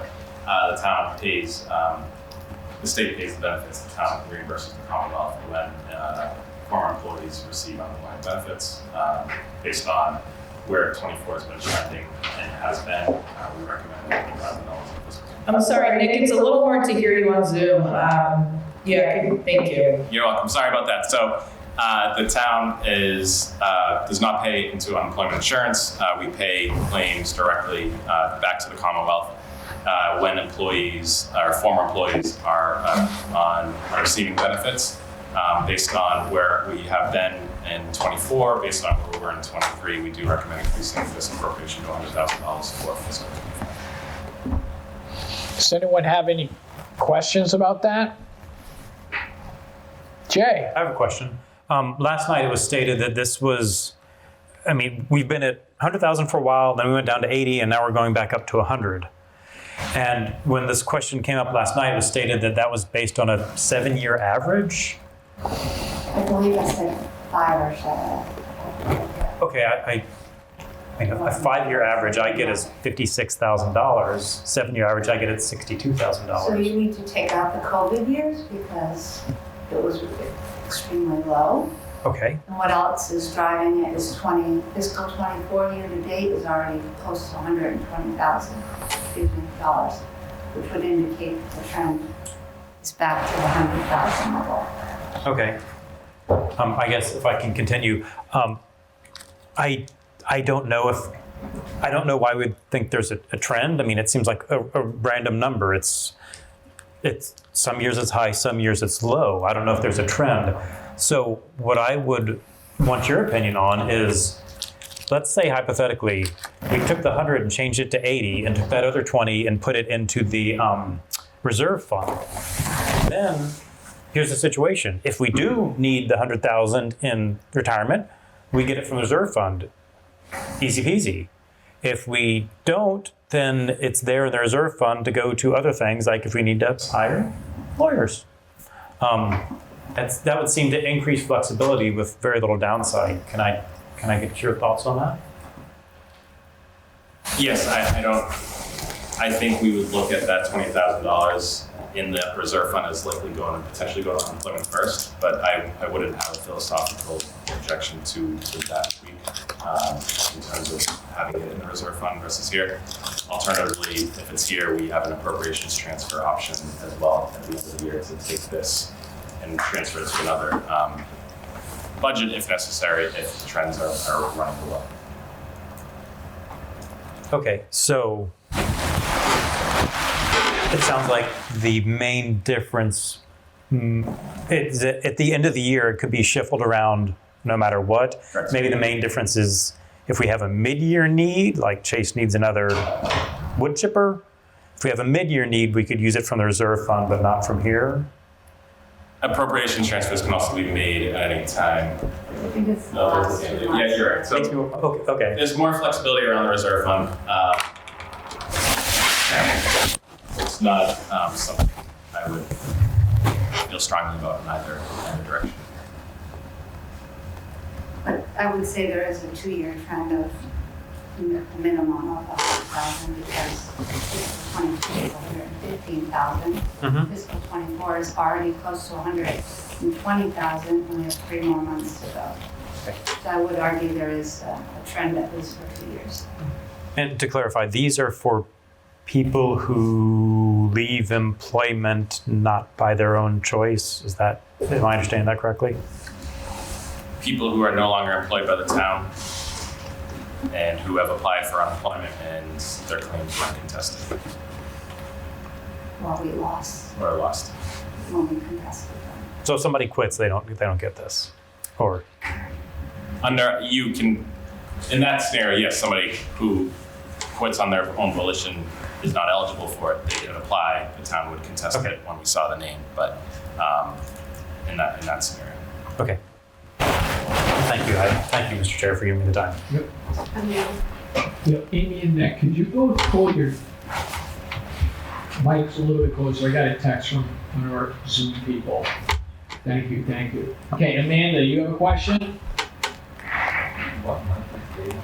She just lowered her hand. No, it was to ask you to pull the mics closer. Thank you. Thanks. Does anyone else have any questions? So Jay, what are you thinking? I would like to make a motion to adopt this as printed in the sample warrant. Jay makes a motion to recommend approval Article 8 as written. Is there a second? Second. Ron, seconded. Madam Clerk, would you please make the vote? Tom, Yes. Lori, Yes. Jay, Yes. Allison, Yes. Julie, Yes. Kristen, Yes. Tim, Yes. Julia. Yes. JJ, Yes.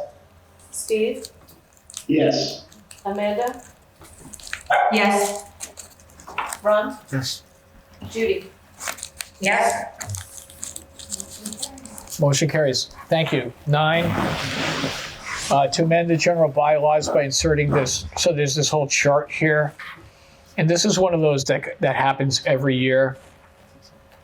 Every year we have to make an updated chart to make sure that it reflects the current position identification by level, department, municipal division, and personnel code. Okay? So this is one of those that we do every year. It's updated and checked and made sure that it's correct. Okay? Any questions about this? So a yes vote here would be to recommend that the Chapter 13 of General Bylaws be amended as follows to put this new chart in. Does anyone have any questions? Mr. Chair, if I could make one comment. Sure. I just noticed looking at it now, and I'll change this live, but when we recodified the bylaws, the chapter number changed from 13 to 61. So I've just made that adjustment to the article to reflect the proper new chapter number in our newly recodified general bylaws. Apologize for the confusion. Wouldn't it be easier for us to direct our Milton delegation to have the chapter changed so that our warrant could remain the same? Maybe not. That ship has sailed. Ship has sailed. So, All right. yeah, it's updated live now. Okay, it's updated live. All right. Does anybody have any questions about this? Would anyone like to make a motion? Tom makes a motion. That we recommend that the town will vote to amend Chapter 13 of the general bylaws and personnel administration bylaws as written in the warrant. Is there a second? Second. Was that Steve? Yes. It was. It was Steve. Thank you, Steve. Madam Clerk. Hold it, Jimmy. I just want to make sure everyone knows there's money attached to this as well. Mr. Chair, Yeah, Judy? I think when Tom made the motion, he used chapter 13. Oh, I did use chapter 13. And I may not have heard you correctly. I'm sorry, I just wanted to point that out. That's true. Go ahead, Tom. It's important. Bottom two, total chapter 13 wage adjustments, see, I think maybe edit on the bottom as well. Right, and Amy pointed out that there is an appropriation associated with this at the bottom, so this is in like two parts. The second part, that the town vote to amend the chapters, is that going to be the new chapter number? This one here, it says 13. Correct. We'll change them throughout. It will be changed Let's change on the screen. as set forth in the schedule in this chart to appropriate the sum of 95, it says 95,000 wage adjustments effective July 1. Said sum to be added to the salary accounts in the following. I think you're looking at an old one. I think I'm looking at an old one. $76. 76. Well, the one that, let me just check what I have.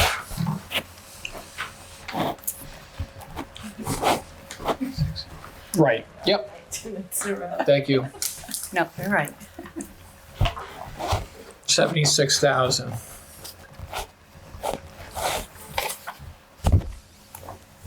So that's what we're voting on. What's the other category? There's a variety of positions that are covered. Outside of that, we have identified the bigger groupings.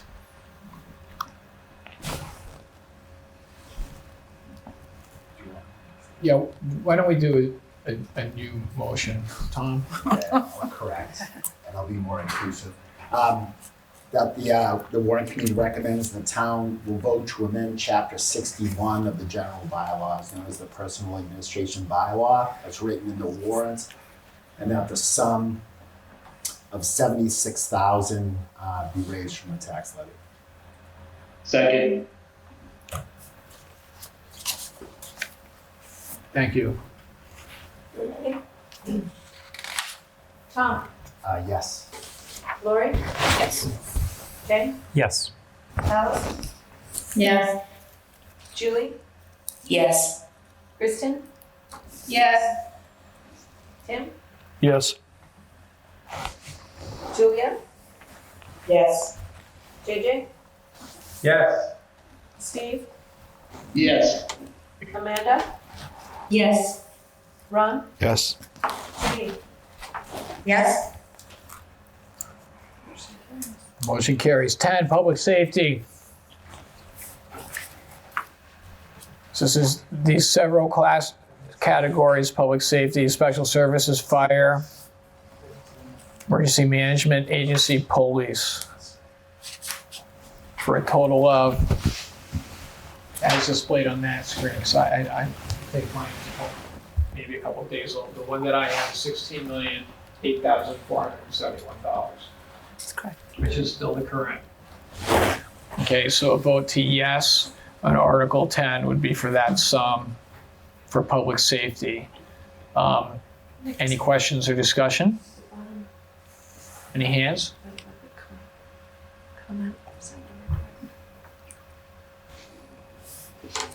Which number? It looks like Comment should be. It says 3,000. 3 and then 5,000 from the dog Oh, license. okay, I'm sorry. So we have to add those up, but that, you'll see that in a few of the warrants, a few of the articles. Any questions, any discussion? Is there a motion? Make a motion to approve the public safety. Lori made the motion. Is there a second? Tom seconds. Madam Clerk? Yes. Lori? Yes. Jake? Yes. Allison? Yes. Julie? Yes. Kristen? I'll abstain.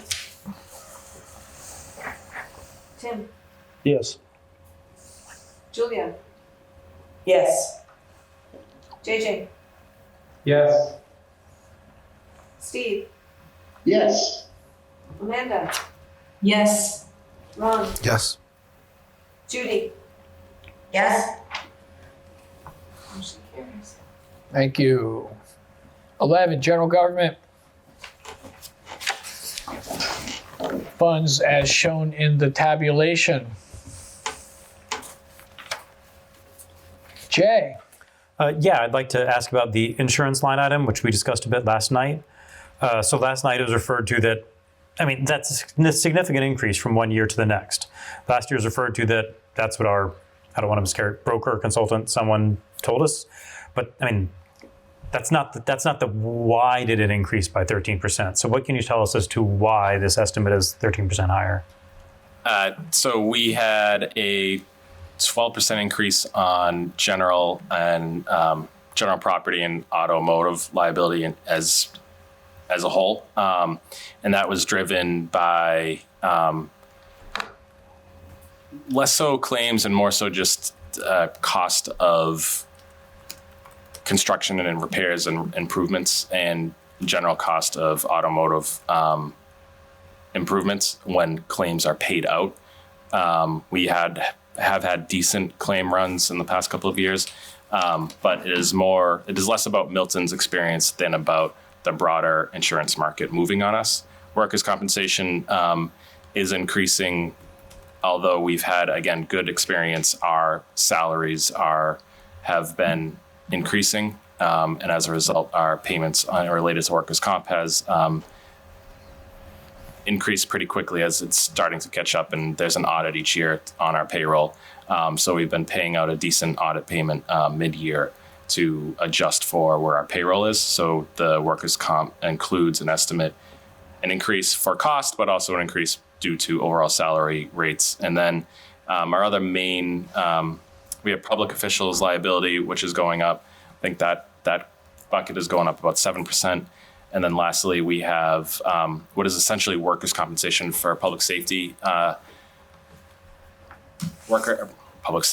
police and fire. So if you get injured on work as a police officer or firefighter, you're subject to a separate workers' comp program. We carry a separate insurance for that, which is going up another 8% as well. So overall, I think it comes to about a 13% overall when you account for these changes that we're facing, which demands, unfortunately, an increase where we're at. Ultimately, our true renewal will be known closer to town meeting, so we'll know those numbers with more certainty by the time we get to May. But that's where we have them currently. And then lastly, there is potential for claims and deductibles, and we don't necessarily budget for a number on that, but that is just that's an unknown variable that can come up. This year, we've been pretty solid, so hopefully that can continue next year. We did lose the classrooms at Collycott last year when a sprinkler line blew. So those are the kind of things you hope to avoid, obviously. And we've been doing okay this year. Can I ask follow-up questions? Sure. Thank you. I mean, when I look at the budget Excel sheet, so first of all, when I look at police and fire, that implies that the police and fire went up by 50% from 70,000 to 110,000. Am I reading that? You said it went up by 10%. No, those are estimates that we had put in probably in. Might have been before Todd gave us. Yeah, so we have more refined numbers in terms of kind of where we're trending. Okay. So those are not final, and we can provide an update once we get a final renewal on. I was going to say, because the other lines are 10% per 10% per 10%, 10%. So, okay. So the 1456000. I hate to ask this, but that's not the most current number we have?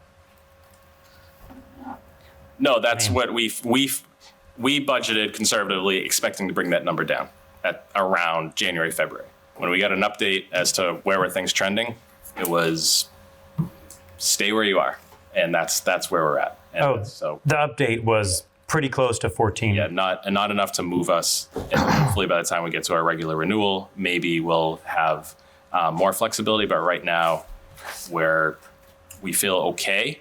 Okay. But it's not locked in. Okay, so the 12%, I mean, I heard what you said. I would translate that as inflation. I mean, that's something people say for the past few years. It's inflation. If I were to have someone telling me the cost of your property insurance is going up 12% because of inflation, something to back that up, like at least make sure everybody else's insurance is going up by 12%. Like, did they give you something to back that up? Yes, it is program wide. We just had a meeting to go through our claims 2 weeks ago. So all the what is it? Something? Maya. MIA. They're all going up by that amount. Okay. And then workers' comp. You said, again, I was hanging on this spreadsheet, which says workers' comp is going up 10% plus even more. That threw me. You're saying maybe that's not exactly on the money. I guess one thing I also don't know is, I mean, I expect workers' comp to be a percent of salaries. Not a workers' comp actuary, but I can pretend to be. I expect it to be a percent of salaries. So when I saw that go up 10%, I thought salaries haven't gone up 10%. But what I don't know is, maybe I'm just giving you an out. You know, all these union contracts, which weren't settled a year ago, are settled now, and people's pay popped up. Maybe I shouldn't hand you the answer. Is that what's going on, or something else going on? No, it's certainly a huge component of it is where are our salaries and how are they going up year by year. And then the other component is your loss ratio and what you're experiencing. And we've had folks who are out on workers' comp, whether they're school or town employees, and that kind of fluctuates. So they look back at a 3 to 5 years experience. As bad cases drop off, you get a better rate on your annual increase. So we're trending okay, and that is why, but we're not doing fantastic. We have a couple of claims that should fall off for our next renewal, which will improve things. But that's just overall where things stand presently. Okay.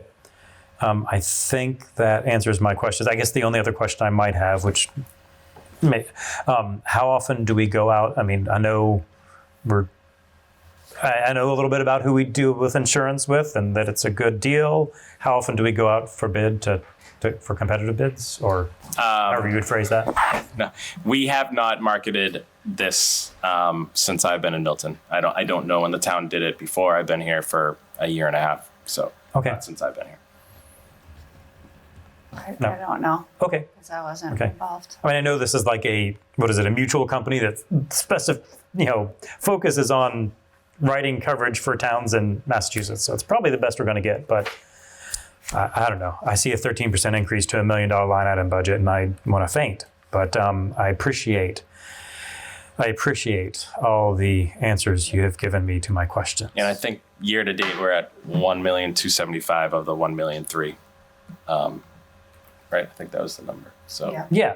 Which, and that's everything, right? I mean, that I wasn't clear from your emails. What else are we going to pay? It's not everything because of the fire and police that Nick mentioned. That comes in monthly. Oh, okay. That's I didn't understand that from the email. What is happening at the time? Okay. But just to the other line items are paid off, but not that one. The annual premiums are, but that one is not. And then just to confirm what you were saying is the last workers' comp audit we had was through June 30th of 2023. And that's all, they're going by actual payroll, which for all of the unions at the time was based on 22. Yeah. So that's part of the large increase in what we're expecting for 24, because when they look at 24's payroll to do the audit, we're anticipating a possible large audit adjustment because they would have based their premiums on 22 salaries, which are old and stale. I think that makes sense. I think that covers my questions on general insurance. I have one more topic I'd like to ask about. Hate to dominate. And you know what that topic is. It's the veterans benefits, which have been significantly below the $100,000 budgeted for quite a few years. If you look back over the past decade, twice, the town decided to lower that budget to reflect the fact that we're paying a lot less than we're budgeting. To me, it feels like, I mean, I'm all for cautious budgeting, but it feels like this is way beyond cautious and just a place where we're sticking money that we know for a fact will be free cash next year. That's how it feels to me. And would you like to respond to that? Would you like me to phrase it in the form of a question? No, I look at it a little bit differently. I think Kevin Cook, our veterans director, has taken upon himself to try to think a little bit differently about how we do some programming. And, the Hometown Heroes banners that we're launching are being paid out of this budget. I think that's a worthwhile initiative. In addition, his benefits are running a little bit stronger this year than they have been in past years. And we owe the money whether it's budgeted or not. So if a veteran goes on to Chapter 115 benefits, the town of Milton pays out those benefits. We get reimbursed by the Commonwealth at 75%. But again, the money is owed off the get-go, so it's hard to not have ample money set aside for our veterans if those needs increase and rise quicker than expected. And then by the flip side, if knowing that, hey, let's go do an initiative that will raise awareness, put some banners up to thank veterans for the service, then that gives us a little more flexibility than I think we've treated the budget in the past. Okay. I mean, banners are nice. I don't know if that's what this budget should be for, but that's okay. Putting that aside, I guess you're right. We will pay the benefits that are owed, and if 10 veterans come to town and tomorrow and ask for, $10,000 of benefits each, we're going to be over this budget and we'd find it from somewhere else. So I guess when I look at, you're right, this year is running higher than other years. It's going to be about 40-something thousand. So, if we're running at 40-something thousand and the most a veteran would collect, is my impression, would be about 15,000 a year. So if, let's say somebody moves to town and so that goes from 40,000 to 55. Somebody else moves to town, that goes from 55 to 60. We're still comfortably under if we reduced it to 75. I guess I'm sort of thinking, and I don't want to get myself in trouble. I work for Eversource, and don't take what I'm saying as Eversource policy. I'm just saying in general, if it's a blue sky day, there's not a storm. If one line goes down, we want to have everything wired up so that your lights stay on if one line goes down.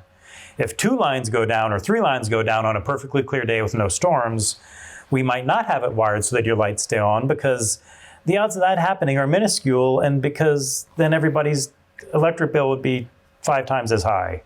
So I guess the analogy I'm thinking of is we might have one more veteran move to town and claim maximum benefits. We might have 2. We've got enough cushion in here to handle 2 or more if we cut it to 75.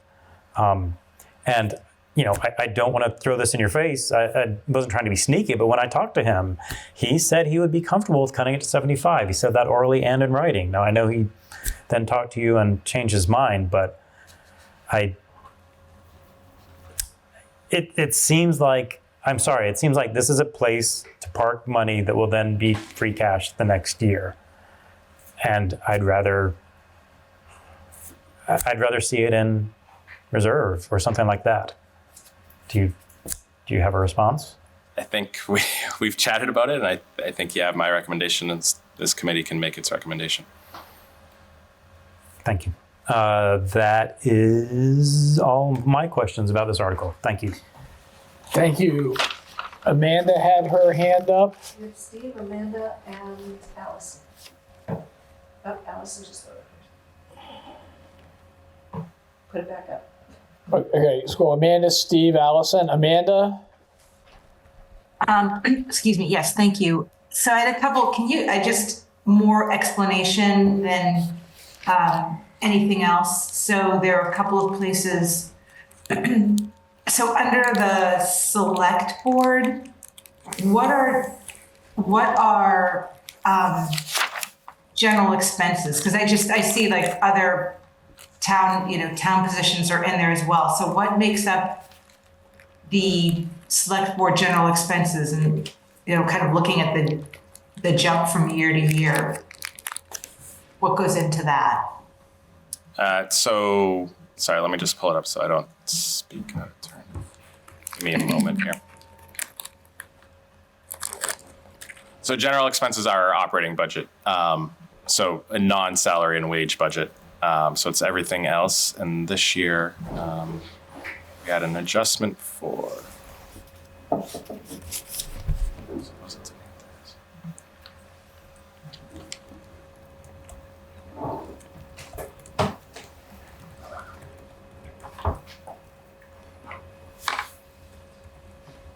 So the main change from the prior year is a $15,000 intermunicipal agreement that we are in for a shared housing services officer. So this is 8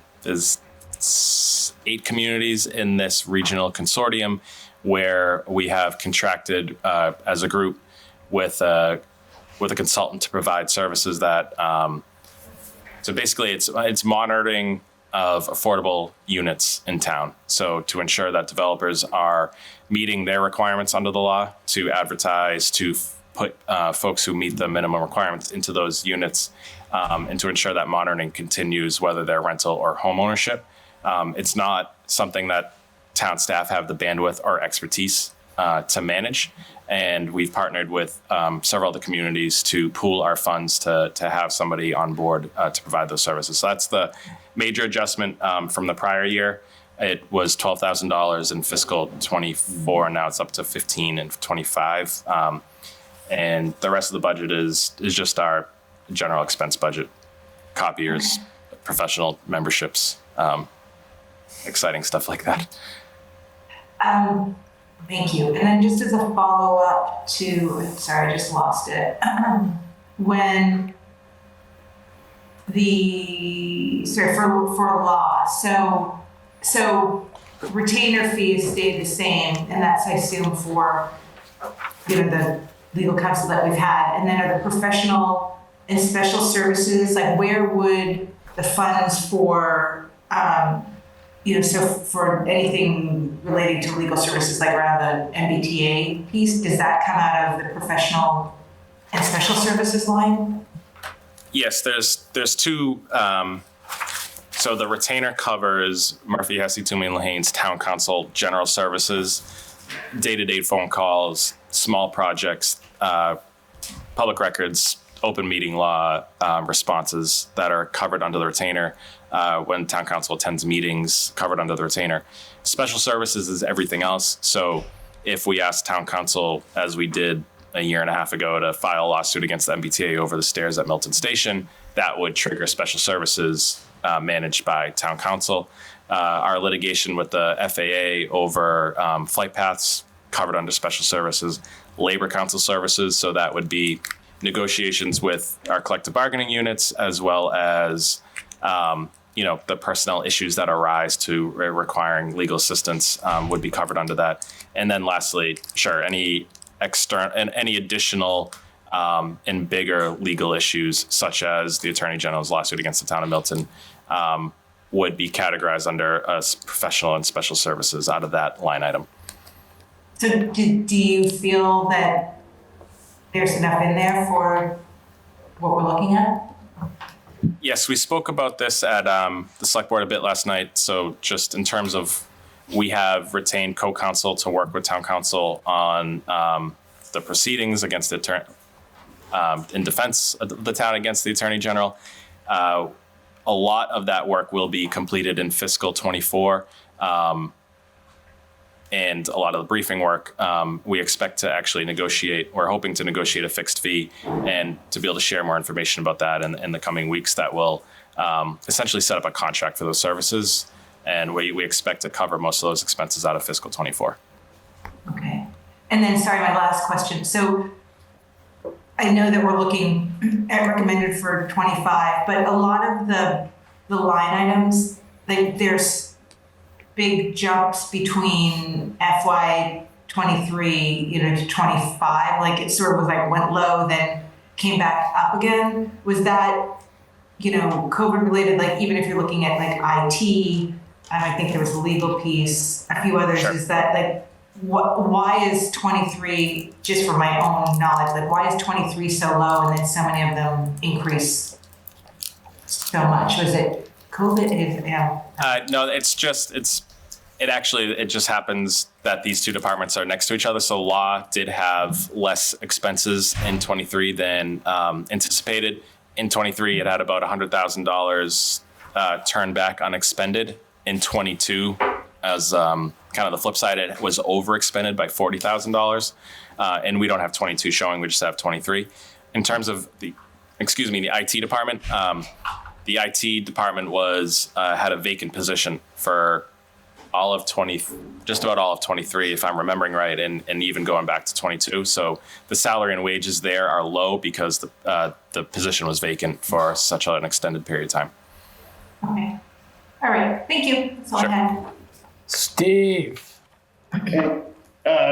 Quick questions and kind of follow on with what Amanda just said to you. Looking at section 6, if I look at two areas, Nick, I look at town administrator and I look at the FY23 jump to 24, it's a 25% increase, and then it drops to a 4% increase on that salary line. But if I look down below that salary, FY23 to 24 looks like 32% increase. So I'm just trying to understand too, why was there such a fluctuation between 23 and 24? Sure. And it looks like, and it goes back down, Nick. Can you help me understand that? Yeah, just one thing to keep in mind here is the 23 are actuals and the 24 is budgeted. It's hard to compare them to. In 23, I was not here for most of the year. Or no, what was I here for? There was a vacancy. There was a vacancy. I started in September, so that doesn't reflect a full year of a town administrator. In terms of the other salary lines, we had turnover in our office as well. And then going into 25, we've had transitions in our office. So there have been overall savings on the salary lines. Appreciate that. That's super helpful. And just one last comment. As someone has served our country for 6 years, I value holding the line at veterans benefits. Men and women serve their country, volunteer, and they deserve all they get. So I stand behind you not cutting it. I think that's not a proper request. Thank you. Thank you, Steve. May I address that, Mr. Chair? Yes. This was mentioned last night and tonight. I would like to be clear. Nothing I have suggested ever would reduce the veterans' benefits paid. Not at all. All we're talking about is the budgeted amount that we're setting aside to potentially pay benefits. No matter what that is set at, the same benefits would be paid. Thank you. Thank you, Jay.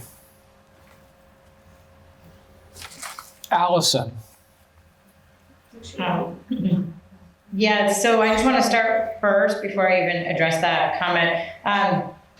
Nick and Amy, amazing work. I know that all these questions and everything that you've done, I mean, Nick, your knowledge is insane. So I really trust the feedback and I really appreciate it because I know it can be hard to sometimes, kind of be challenged, but also you just do it with such grace and your expertise and what you've really done here. I want to kind of ask a question, so 23, I think too, wouldn't you say kind of coming off that tail end of COVID, we saw a lot of increases because we kind of were up and running at back to normal.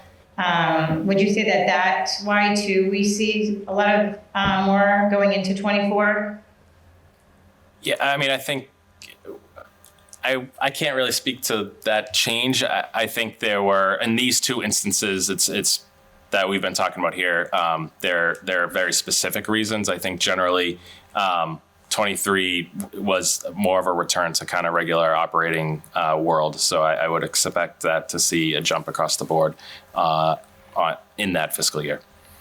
Okay, great. And I really appreciate the legal because there are quite a few other legal situations that we're in.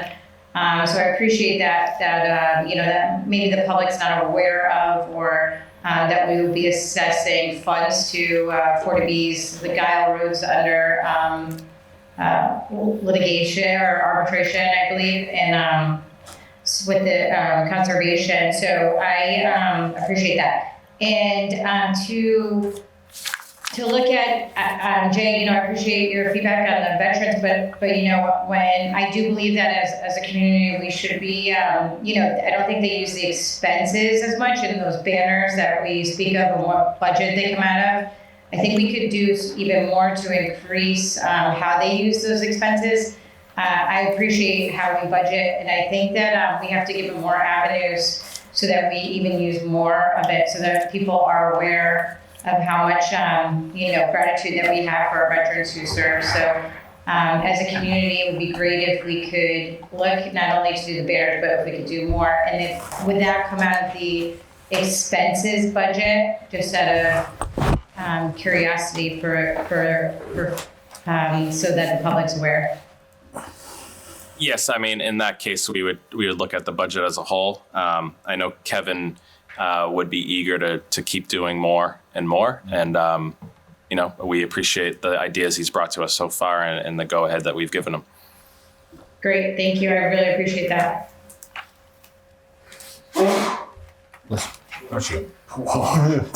Are there any other questions? Is there a motion? Looks like a motion. I'd like to make a motion. Hoorah. Is there a second? I'll second. It's Tim. Vote, please. You to recommend. We recommend to spend what money's being. 5.33008 general government.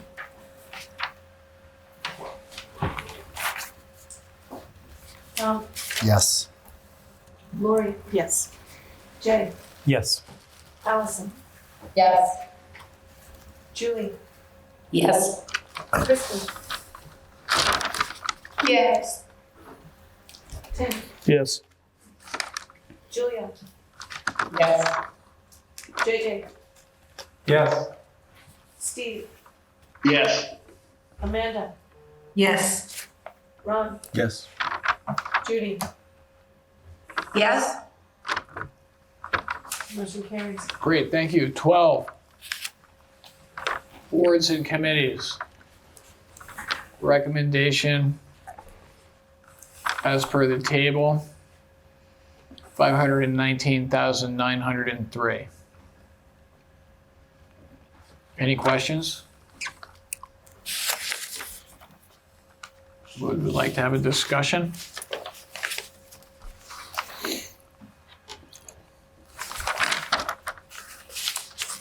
In the absence of questions or discussion, is there a motion? I'll make a motion to adopt Article 12. Or Ron makes a motion for a recommended yes vote in Article 12 as written. Is there a second? second. Tom seconds it. Madam Clerk? Tom, Yes. Lori, Yes. Jay, Yes. Allison, Yes. Julie, Yes. Kristen, Yes. Tim, Yes. Julia, Yes. JJ, Yes. Steve, Yes. Amanda, Yes. Ron, Yes. Judy, Yes. motion carries. Carries, thank you. I seem to recall, did we do 13 and 14 CPA? No. Nope. So I think the next one is I'm thinking- 6. Let's see. To appropriate a reserve from the community preservation fund. Revenues. The recommendation here is printed out that the town vote to appropriate the preservation acts as follows. The estimated revenues of $1,050,000. And then there's the budget FY25. You want to help us out with that, Nick? I can't, Amy. So Lisa Cool, a member of my staff, along with Pete Jackson, who's a member of the Community Preservation Committee, sat and we came up with the budget revenue estimates for FY25. And then according to the CPA law, there's a certain percentage that has to be allocated to each of the 3 reserves. And then you can also put 5% into admin costs. So that's kind of how the numbers fell out. And then we just put the differential into what's called the budgeted reserve for future use. Does anybody have any questions about that? And the article itself looks a little bit different than last year. We did a little research into what other communities were doing and what DLS, the Department of Local Services, were recommending. And we felt this presentation was a little bit easier to understand what was going on than how it was presented last year. Thank you.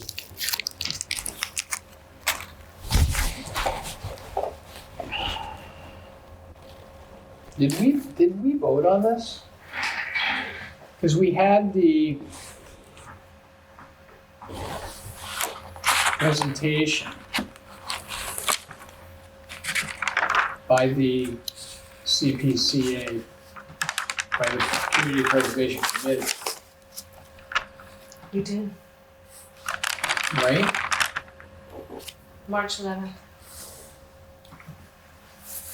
Thank you. Okay, I think CPC in one group, it says the CPC articles is presented. Does that ring a bell? it does. I think that You're right. I think that we did that. I think that we voted this breakdown. This is Mr. Jackson.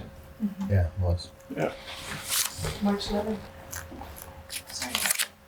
No problem. Thank you.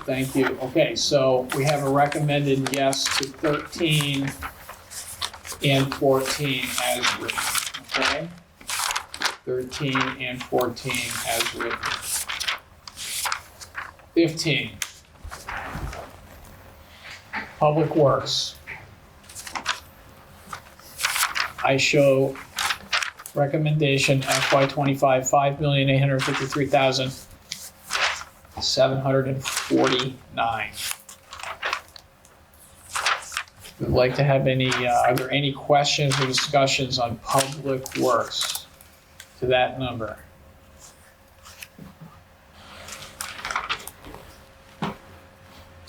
Hearing no questions or discussion, is there a motion? Tim makes the motion. Is there a second? Ron makes the second. Madam Clerk, vote please. When you're ready, right now we're fine. Take the time that you need, please. That was Tim and Ron? Yes, Tim, motion, Ron, second. Tom? Yes. Lori? Yes. Jay? Yes. Allison? Yes. Julie? Yes. Kristen? Yes. Tim? Yes. Julia? Yes. JJ? Yes. Steve? Yes. Amanda? Yes. Ron? Yes. Judy? Yes. Motion carries. Motion carries, thank you. 16. Water Enterprise Fund.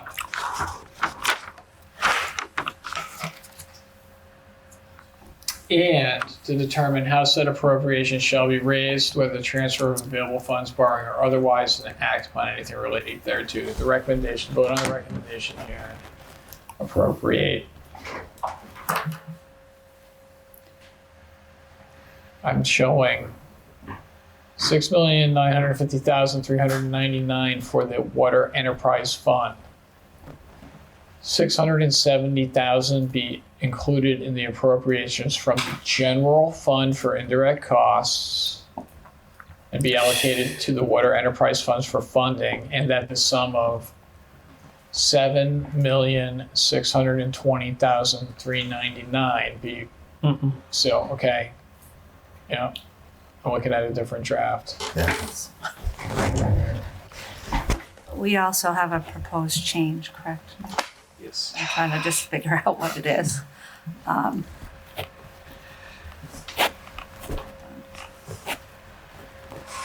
Mr. Chair, Yes.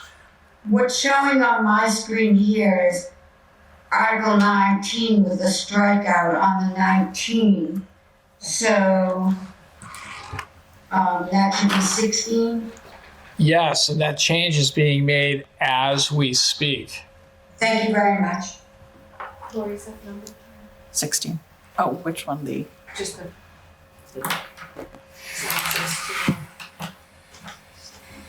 no, that's not what's on mine. I have 7511088. Change this. That's what I have too. Correct? Zero it out. Zero it out altogether. Did you know that the Water Enterprise Fund budget represents the cost to provide Milton residents with safe drinking water? That's what they want you to think. Have you heard about the communist conspiracy of fluoridation? Yeah, I was going to say let's rewind to the conversation just before the meeting started. Must be filtered. 200,000. It's to contaminate our precious bodily fluids. No, Joe. I can tell you that while they're working, my mother-in-law, who volunteered with MWRA for many years, the first time I met her, I was told, do not ask her about sewage. She will talk endlessly. Well, I was meeting my serious girlfriend's mother. So, of course, I want her to like me. What do? I say, tell me about sewage. And she talked happily. Sorry, back to you. Thank you. Sorry for the interjection. I think we had copied one thing from last year's budget we meant to adjust. So in the, it's not up there anymore, but we'll make a change live here. So we had drawn down retained earnings last year, which is water free cash. This year, we're using more of retained earnings into our capital. So we had intended to not recommend drawing down retained earnings as part of the operating budget and have it plugged in there. So we'll just tweak those numbers in front of you to get to where we want to be.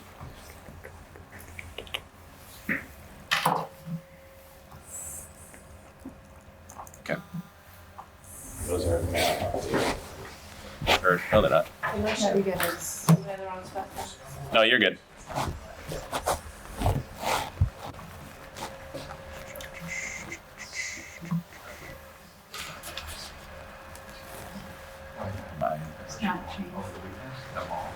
So the new numbers are, You're in the right spot, but I just don't know if you're working on the same document. Yeah. Are you using the one that was attached to the email I sent? No, Oh, okay. Karen, you're right. I was wrong. So I'll just say it out loud. Sorry. So the returning earnings line under fiscal 25 should be 0. I'll pull it back up. Just thought it was the wrong one. No, that was, I don't know what happened to me there.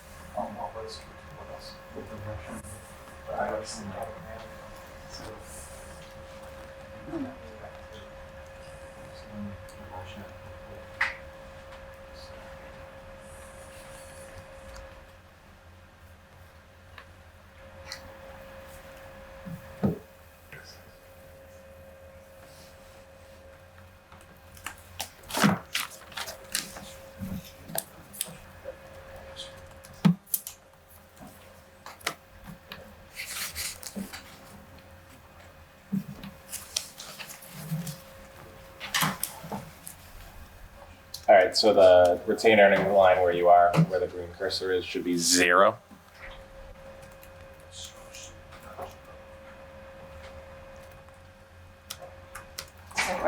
Yep, and then the line 2 above it, where it's 7061088, should be 7311088. Right here? Yep. Sorry to make you do that.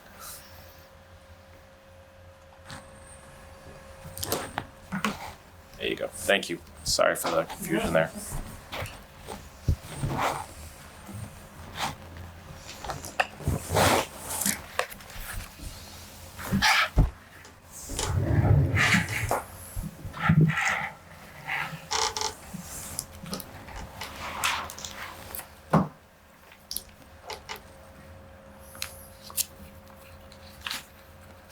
sorry for the math, but so water enterprise fund, this is level service budget coming forward.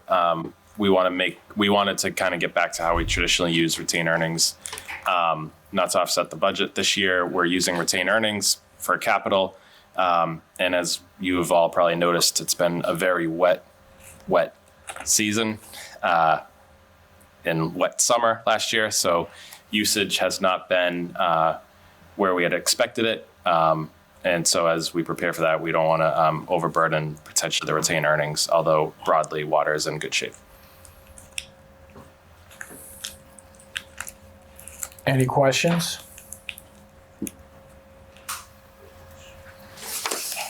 Any discussion? Is there a motion? I'll make a motion Lori makes a motion. to approve the water enterprise fund for $7,511,088. Is there a second? Tom? When you're ready, Madam Clerk. Lori, Yes. Jay, Yes. Allison. Yeah. Julie, Yes. Kristen. Yes. Tim, Yes. Julia, Yes. JJ, Yes. Steve, Yes. Amanda, Yes. Ron, Yes. Judy. Yes. Motion carries. Great. The next article, so what is the next article renumbered? 17. 17. 20 here, I'll just change All right. it. Start with the 20 stuff. All right, so I got 17 here. Okay, it is sewer enterprise fund. The numbers that I've got are 8,461,415. No. Okay, Sorry, I don't. We'll send. I think we gave Karen a more. what do you got, Karen? Up here, $9,131,415. Do you want to put it up because you're still on water? Might want to scroll down. Are you sharing your screen, Karen? I don't know whose screen I'm sharing. Hang on. Is that funny? I'm gonna stop and start over again. Dave, I think the number you have is from 2024's recommendation. Is that right? Yeah, 9. Yes. Yeah, I don't know what that was. Look at that table. So I think it's just a wrong chart. Yeah, I just updated this today. So if you're working with an older version, you would have last year's Yeah. number. Oh, yeah. Mine's different than that. Pardon me? That's I have not 9,492. That's not right either. Earlier. Yeah, because that says FY24. I think I have 9,492. Yeah, this one isn't the right one either. Oh, that, like what? All right, so I'm on, okay, hang on. Yeah, Karen, I have it. I can pull it up. Yeah, 324.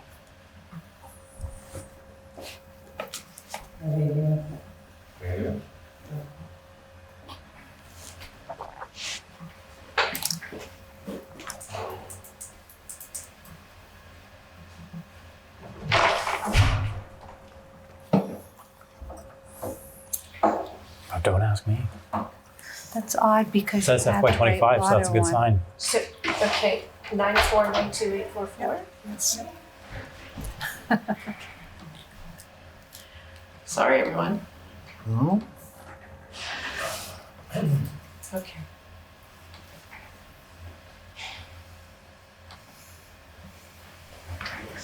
That's the right one.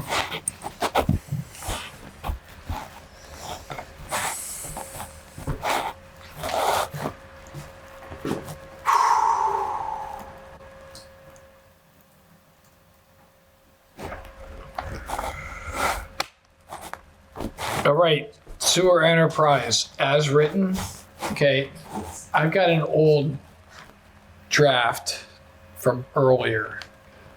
Can we reshare the new one? Yep. What if I just save it and send it? Oh yeah, I'll yeah, you can do that, or I can send it around.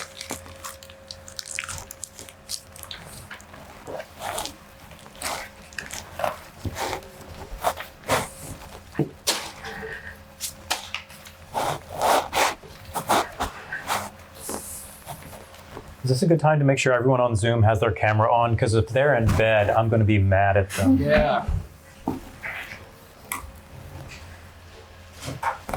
Good call, Jim. If we have to be up, they have to be up.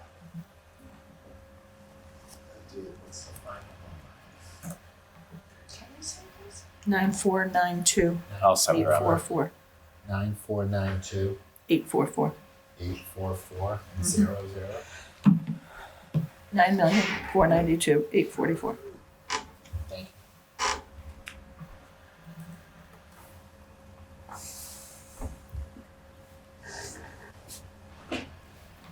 All right, hold on.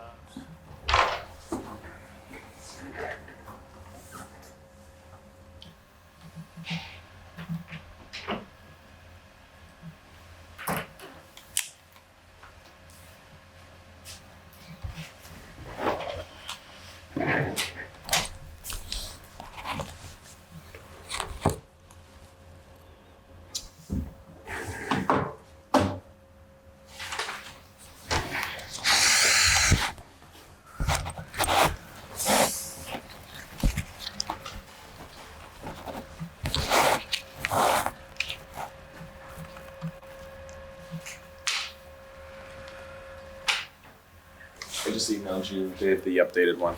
Thank you. Karen has been updating as we've been going.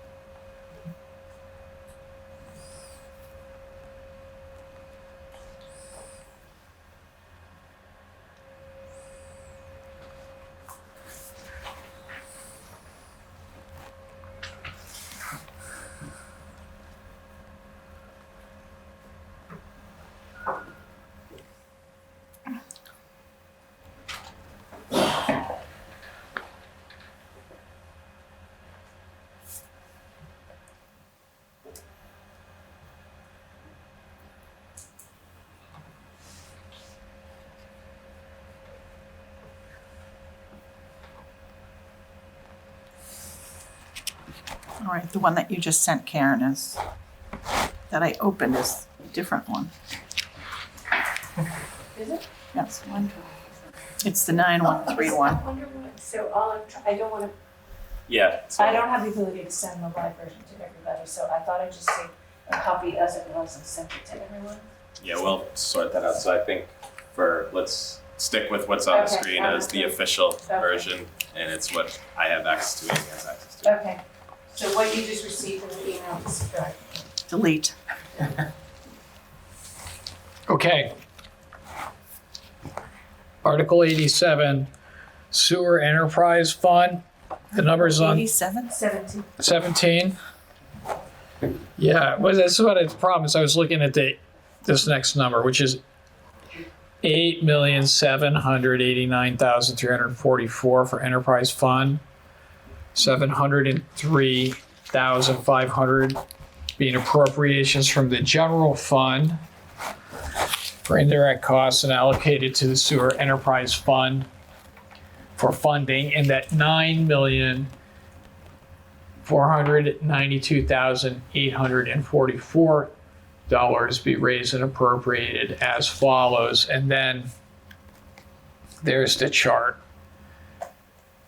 And the chart has the sewer enterprise revenue, which goes to a total revenue of $9,492,844.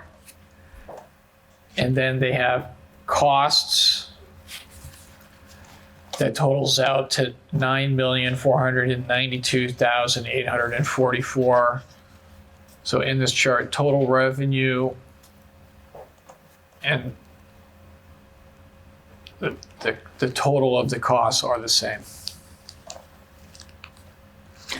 That number being 9,492,800. Well, you gave me a look.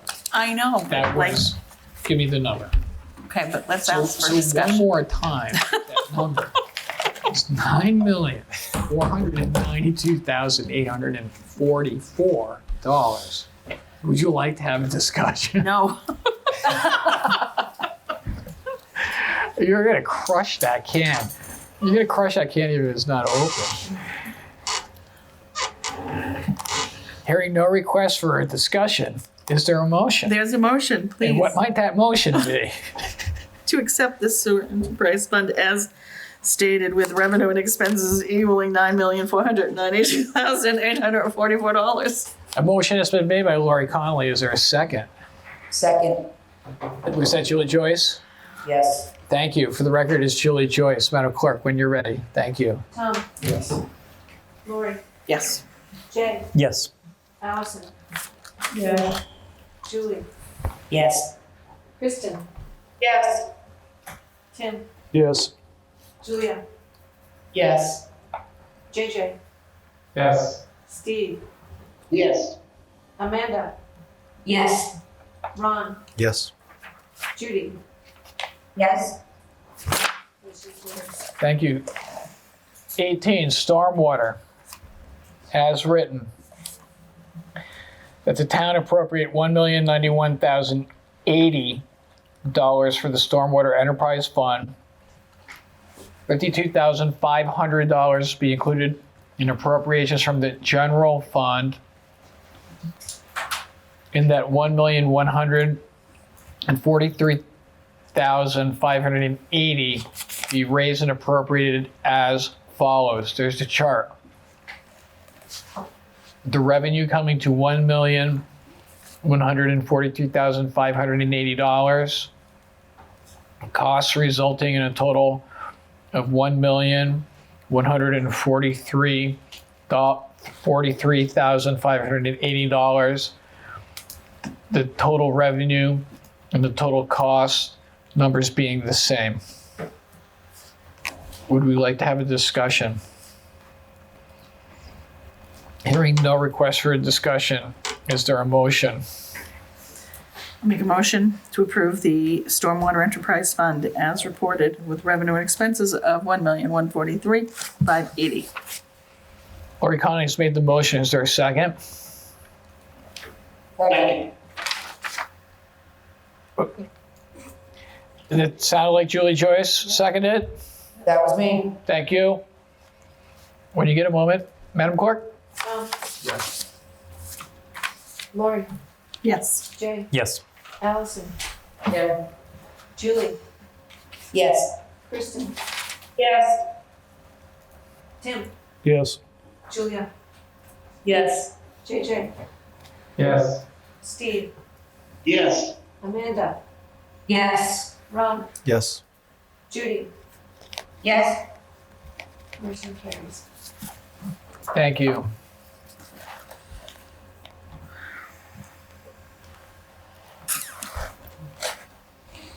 Nick, can you help us out with 19? This is the money that we receive under Chapter 90. Correct. So we receive approximately, well, the exact number is there, $626,278 each year from the Chapter 90 appropriation. This funding must be used on roads, so 100% of it is turned around by DPW into our roads as part of our pavement management program. This just authorizes that we can go ahead and use that money for those purposes as allowed under law. Thank you. Because I guess the point is that even though it's money that's earmarked by the state for a specific purpose, because it's part of the budget, it has to be approved by town meeting, therefore warrant article, warrant committee recommendation. Correct. Is there any discussion? Would someone like to make a motion? Tim makes a motion. Your motion To adopt it as written. to adopt as written. Is there a second? Ron makes the second. Madam Clerk, when you're ready. Tom, Yes. Lori, Yes. Jay, Yes. Allison, Yeah. Julie, Yes. Kristen, Yes. Tim, Yes.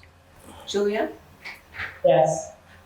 JJ, Yes. Steve, Yes. Amanda, Yes. Ron, Yes. Judy. Yes. Motion carries. Thank you. 20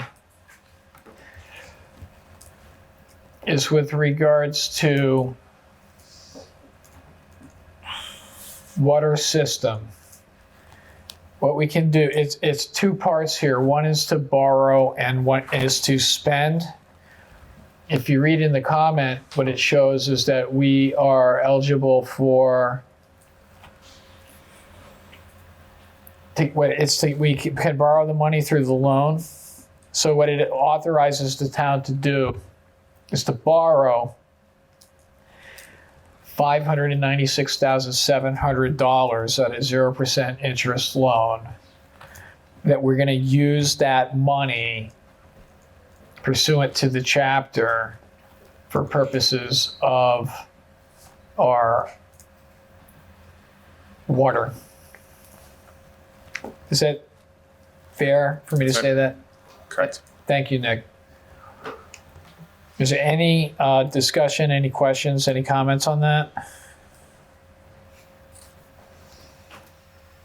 These are more the type of things that we do every year on a routine basis, but because it's money, because it must be approved by the town, we do it. Is there a motion? Tom makes a motion. What is your motion, Tom? That the town appropriate $596,700 for the purpose of financing rehabilitation, replacement, enhancement of the town's water systems and any costs incidental or related thereto. Second. So Tom made the motion for yes on Article 20, seconded by Lori Conley. When you're ready, Madam Clerk, thank you. Tom, Yes. Lori, Yes. Jay. Yes. Allison. Yes. Julie, Yes. Kristen, Yes. Tim, Yes. Julia, Yes. JJ, Yes. Steve, Yes. Amanda, Yes. Ron, Yes. Judy. Yes. Motion carries. Carries, thank you. 21, stormwater. It's the appropriation for stormwater. Recommended $320,000 be appropriated for financing, rehabilitation, et cetera, stormwater system. Authorizing the treasurer to borrow $320,000 pursuant to Chapter 44.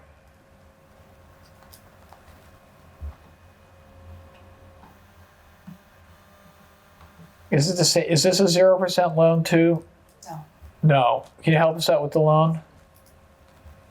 This is just a regular debt authorization. Okay, thank you. We seek these and then they turn around to use it for the storm drain system. So it's just borrowing. Correct. Just regular borrowing. No benefit of a 0% loan. This is all outside of the MWRA, whereas the water and sewer are within the MWRA. Yep. And so why do we do debt service on this? It's just a way to extend our dollars. Okay. And what we'll typically do is, depending on the project, we might actually use a couple of appropriations a couple of years later to do one project. Or if they have rolling projects, they'll use this to do just capital based on where things stand with the payment management plan and everything else. Okay, thank you. All right, so it's to borrow and spend $320,000 for storm water. Is there any, it's Article 21. Is there any questions, discussion? Is there a motion? Tom makes the motion. The motion is that we recommend that the town appropriate the sum of $320,000 for the purpose of financing, rehabilitation, replacement, or enhancement of the town's stormwater systems, including costs incidental and related thereto, and that to meet this appropriation, the treasurer, with the approval of the select board, is authorized to borrow $320,000 pursuant to the Chapter 44 of the general laws and all of the language as contained in the article. Thank you. That's the motion. Is there a second? Second. That was that Steve? It was. JJ. Ooh. Steve. All right. When you're ready, Madam Clerk. Thank you. Yes. Lori, Yes. Jay, Yes. Allison, Yeah. Julie, Yes. Kristen? Yes. Tim, Yes. Julia, Yes. JJ, Yes. Steve, Yes. Amanda? Yes. Ron, Yes. Judy? Yes. Motion carries. Thank you. Mr. Chair, Yes, Judy. do you know, I don't have that screen up, and I don't need it up. How many more articles we have left to do? And perhaps how long it would take? Right. If it helps, I can say we're averaging about 2 minutes each. I'm timing them. Thank you. So that we have like 1,000 years to go. This is About 19. So we're getting on 10. I mean, this is one thing that we could do. Like if there are people who just, or for whatever reason, family, health and safety, sanity, have to jet. As long as we can maintain a quorum, I would propose that we keep going. And then again, if there's just people who have to take their leave from our proceedings, that's okay. So I would throw that out there. I would like to try to get this done tonight. I'm willing to stay as long as it takes, right? If there's other people, again, family first. If there's people with children, et cetera, a crazy day tomorrow, what have you, as long as we can maintain a quorum, I would be happy to stay. Who's with me? All right, you can see a bunch of hands. So, and then if anybody goes, it's okay, okay? It's okay, all right? So all I would ask is that if you are leaving, let us know, right? So that we can just keep track of the quorum, okay? That applies to our friends at Milton Access Television. We can run the TV from here on out if the Dave, it's Julie Joyce. I have to call tonight. Understood. Julie, thank you very much for your service to the Warrant Committee. Semper Fidelis. Thank you. Good night, guys. All right. All right. That was 2 minutes and 20 seconds, that discussion. That's like, there's a 2 and a 2 there. So that begs the question, Jay. Is there anything that you foresee is going to take more than 2 minutes? Nope. Oh. Not I. Right, you're the one with the figures. Come on now. Thanks. Thank you. Article 22, Health Sanitation. Recommended FY25, $420,252 be raised from the tax levy. Health. Any questions, discussion? I have a comment. Comment. The Board of Health is amazing. I had no idea when Carolyn came in and went through everything that they do. Holy cow. So kudos to them. If I could interject, I did interview with Carolyn, Ms. Gonzalo, with her budget. If I can keep it to 30 seconds. Jane, 30 seconds, is that okay? Go. There's half of it. I did sit down and talk with her, and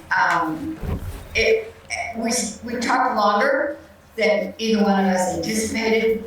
she found grants for programs.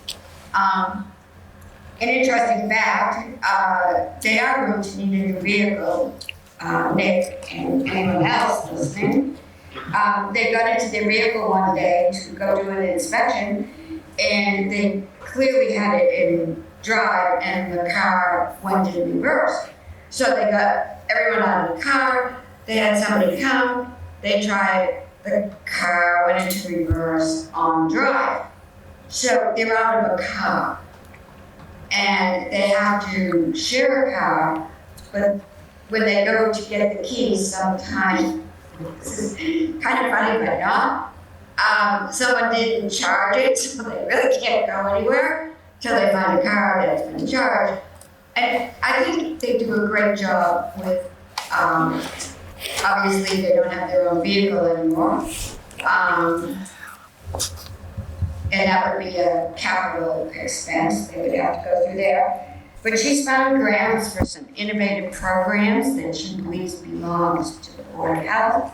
She got a grant for English language learning, and I shared with her an experience with somebody who's really good at it in another town. They have it as a service, and it's an amazing department. And for all the time I've spent living in this town, had zero clue how effective they are. Every time you go to eat at a restaurant in our town, you can rest assured our Board of Health has made sure they are up to code. So get out there and support our local food businesses because they are safe. Thank you. Judy, you want to make a motion while you're at it? May I say something? Yeah, Jay. I appreciate what my colleague just said. And while we're all a little punchy and we're goofing around a little bit, I don't want anything I've said to imply that we should not have discussion. This is important stuff. I appreciate what my colleague just said. I'm so sorry. I guess perhaps because I was being totally silly. We're all good. We're all good. All right. And you are our numbers guru. We rely on you for that. Yes, I would like to make a motion to accept Board of Health article budget, which I don't have that number in front of me anymore. Thank you. And Tim Lyons has seconded it. So it would be Article 22 as written. Madam Clerk, when you're ready, thank you. Tom? Yes. Lori? Yes. Jay? Yes. I believe Alice is left. Allison? Kristen? Yes. Tim? Yes. Julia? Yes. JJ? Yes. Steve? Yes. Amanda? Yes. Ron? Yes. Judy? Yes. Motion carries. Thank you. 23, library. Recommendation, $1,898,164 to be raised from the tax levy. Any questions, discussion about the library? Is there a motion with regards to Article 23? Tim makes a motion. Adopted as written. To adopt as written. Is there a second? Ron's hand was first. Ron Sia is second. To Article 23 as written. Madam Clerk, when you're ready, thank you. Tom? Yes. Lori? Yes. Jay? Yes. Kristen? Yes. Tim? Yes. Julia? Yes. JJ? Yes. Steve? Yes. Amanda? Yes. Ron? Yes. Judy? Yes. Motion carries. Carries, thank you. Article 24, cemetery. Recommended FY25, $953,540 to be raised from the tax levy. There's also a statement here in the recommendation here. It also says the department is hereby authorized to sell or exchange old equipment to furnish additional funds for new equipment as part of the recommendation here. So the article is recommended 953540 and authorization to exchange or sell old equipment. Discussion, comments? Motion? I actually have. Lori, sure, go ahead. Is that an unusual comment to, that they can sell or exchange old equipment to furnish additional funds? Seems like it kind of reads funny, to sell or exchange old equipment to furnish additional funds for new equipment? Are we just? Furnish? Are we trading in old equipment? And are we selling it and then we're gonna use that money for equipment, but it's probably gonna be pennies on the dollar, so like we don't say that in the DPW department. Yeah, only that they're authorized to sell them. It's a good question. I'm sure that language has been carried forth. It's probably, I would, if we sell equipment and make the money, we can't use it without appropriation anyway. So how it's been sold is usually the DPW, Tom helps, and they have to put it up for auction, like like an online thing, and then the money comes into the general fund. Okay. So they can't just spend it. Yeah, it seems like that. Okay.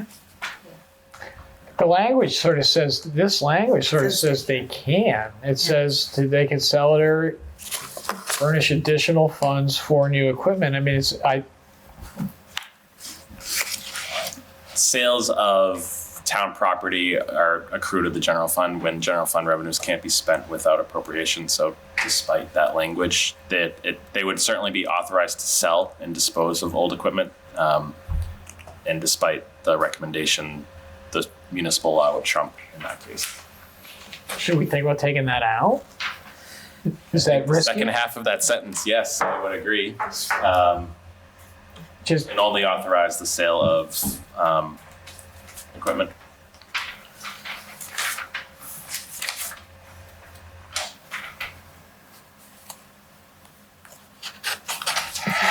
DPW is stricter. So I think keep it at authorized to sell or exchange old Yeah, equipment. okay. We don't want to cause confusion if they can't. Right. And sentence there? Yes.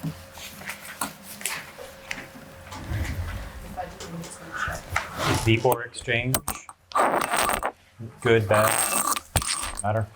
They often do trade in, Oh, okay. like when they're buying a new. If they have a capital appropriation, it would be an exchange or trade. That was a fascinating discussion with cemeteries. Thank you, Lori. Glad we had it. In light of that, are there any further questions or comments? No, I'd like to make, well, I don't have any, but I'd like to make a motion What motion might you like to make? to approve the cemetery budget in the amount of $953,540. Is there a second as to Article 24? Tim Lyons makes the second. When you get a moment, Madam Clerk, thank you.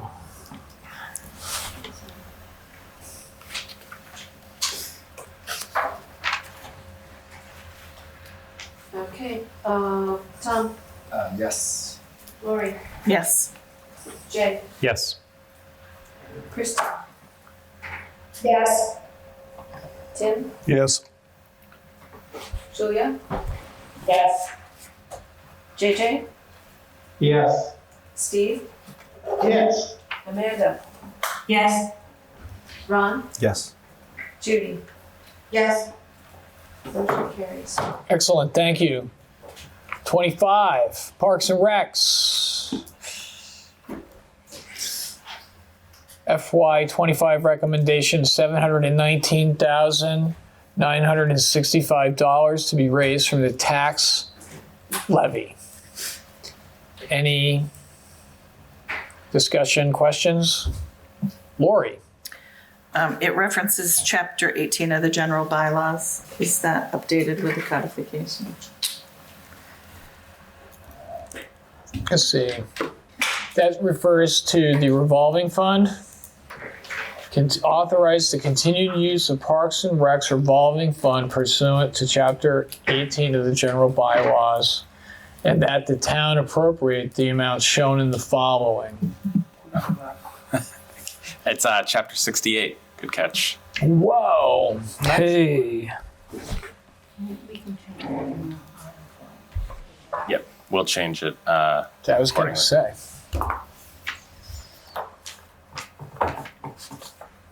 Okay, to change the article too? Yep.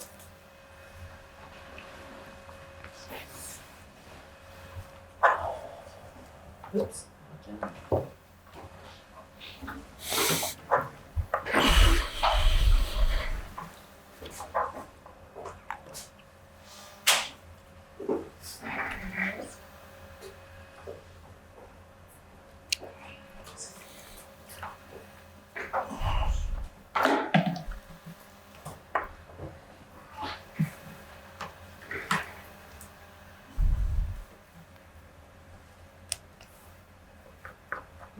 Work. The final number, 719,965. So I guess the question is, so how does this work? So there's the revolving fund and the tax levy?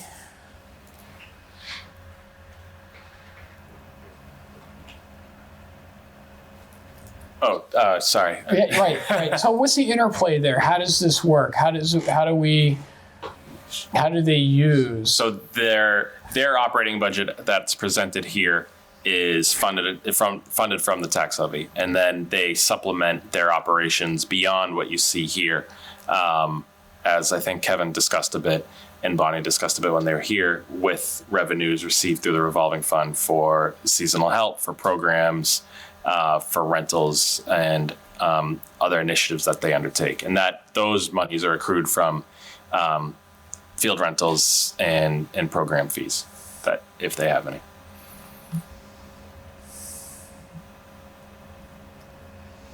Is that revolving fund reflected? Are those expenditures reflected in the overall master town budget that we get? No, they're held separately. This is what you're approving here is the general fund budget. Those all the revolving funds that we have are separate and apart from these fund monies that we're talking about right here. Yep. And who other than the Parks and Recreation Department is privy for reviewing the management of the revolving fund? That would fall with me. I sign off on any expenses. All departments. Yep. How often? Every week. Every week. Okay. They might not have an expense out of the revolving fund every week, but both Nick and I sign the accounts payable warrant, which is where we're paying vendors, or the payroll warrant. Okay. The biggest program paid out of that revolving fund is the summer camp. Got it. Thank you.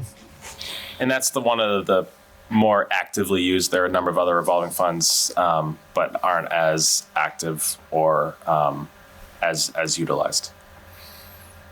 Got it. Thank you. If anyone wants to see a summary of all the revolving funds, it's in the town accountant's report and the annual report. Town accountant's report and the annual report. We could look. Yeah, Tom's looking at it right now. Thank you. Any other questions, comments on Parks and Recs? Is there a motion? I'll make a motion to recommend the town authorize the continued use of the Park and Rec's revolving fund pursuant to Chapter 68 of the general bylaws of the town, and the town appropriate the amount shown in the following tabulation under the heading FY25, $719,965. Thank you. Lori Connolly's made a motion on as to Article 25. Is there a second? Tom makes the second. Madam Clerk, when you are ready, thank you. Tom, Yes. Lori, Yes. Jay, Yes. Kristen. Yes. Tim, Yes. Julia, Yes. JJ, Yes. Steve, Yes. Amanda, Yes. Ron, Yes. Judy. Yes. Motion carries. Thank you. 26, schools. I think we did that one. Last night. 27, Blue Hill Regional Technical School to appropriate recommendation FY25, $813,159 from the tax levy. Any questions about Tim? You just pay that per student, or is it a lump sum every year? It's per student, but it depends upon the number of students attending from Milton. But the ratio could change if more students from one of the other 8 districts attend, if that makes sense. So they look at the total So it's shared. population and then you get a percentage that's based on the number. Thank you. And there is a capital allocation as well. That's a little separate from the operating element, but that's all rolled into the assessment that we receive on an annual basis. Thank you. Any other questions on Blue Hills Regional Technical School as reflected in Article 27?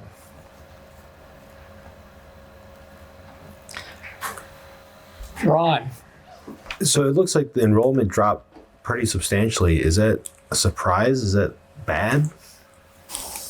I think it's actually more likely that we're back kind of what is more typical. And last year's enrollment at 51 was a little bit outside the norm. But it does fluctuate. And I don't know that it's really been consistent one way or the other.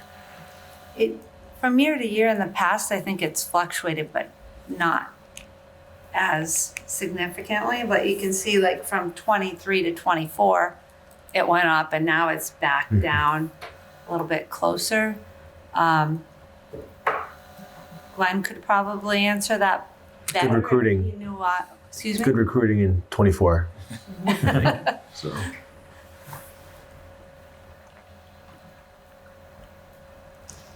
Any other questions or discussion? Is there a motion?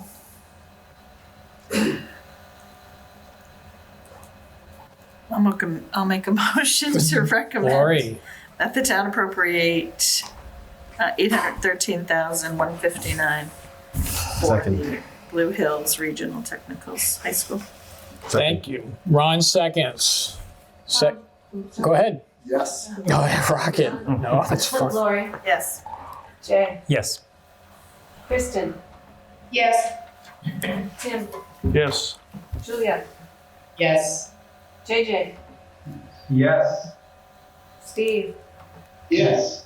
Amanda, Yes. Ron, Yes. Judy. Yes. Motion carries. Carries. 28. Consolidated facilities. Recommended 25 in the chart entitled Consolidated Facilities. $1,311,012. That's Article 28. Any discussion, questions? 28 consolidated facilities to be raised from the tax levy. Motion. Tim makes a motion. Adopt as written. Adopt as written. Second. Ron.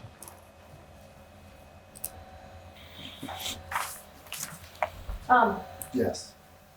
Lori, Yes. Jay, Yes. Kristen. Yes. Tim, Yes. Julia. Yes. JJ, Yes. Steve, Yes. Amanda, Yes. Ron, Yes. Judy. Yes. Motion carries. 29, appropriation for interest and maturing debt. As reflected in a recommendation in the chart entitled Interest and Maturing Debt, in the amount of $5,817,961, of which $250,000 would be appropriated from funds released from the overlay reserve, $5,265,029 to be raised from the tax levy, and $302,932,000 to be transferred from the Special Purpose Debt Stabilization Fund. Are there any questions with regards to the foregoing in Article 29?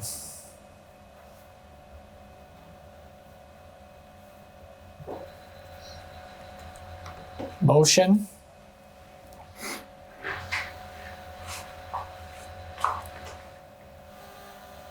I move to approve it as shown on the screen. Thank you, Jay. Jay has made a motion to approve Article 29 as written. Is there a second? Tim seconds. Tom, Yes. Lori, Yes. Jay, Yes. Kristen. Yes. Tim, Yes. Julia, Yes. JJ, Yes. Steve, Yes. Amanda, Yes. Ron, Yes. Judy. Yes. Motion carries. 30 is to rescind authorized but unused portions of the amounts authorized to be borrowed. So what we're doing is we're rescinding authorized but unused portions of amounts authorized to be borrowed, and to act on anything relating thereto. So what the chart shows a series of projects that were authorized, the amount that was authorized and the amount of unborrowed monies to be rescinded. Right? I think one of the reasons why we do this, we're only allowed to borrow so much. Wait, so why do we do this, Nick? Well, it's more on, sorry, you go. Or Amy? It's like housekeeping. If It's housekeeping. you can, the law, you have like, I guess I don't know how to say it, so maybe you need to. The more you have outstanding credit, Yeah. Right. if you don't need it, you should, Clean it up. yeah, Clean it up. basically. All right, clean up in aisle 3, which we'll call Article 30. Do I get a motion on our, do we have any conversation, discussion we want to have on Article 30? Is there a motion? I move that we adopt it as shown on the screen. Jay moves we adopt Article 30 as written. Is there a second? Second. Tim seconds. Tom, Yes. Lori, Yes. Jay, Yes. Kristen. Yes. Tim, Yes. Julia, Yes. JJ, Yes. Steve, Yes. Amanda, Yes. Ron, Yes. Judy. Yes. Motion carries. Article 31, appropriation FY25 for stabilization. In this case, the amount is 0. I think we've kind of talked around this one a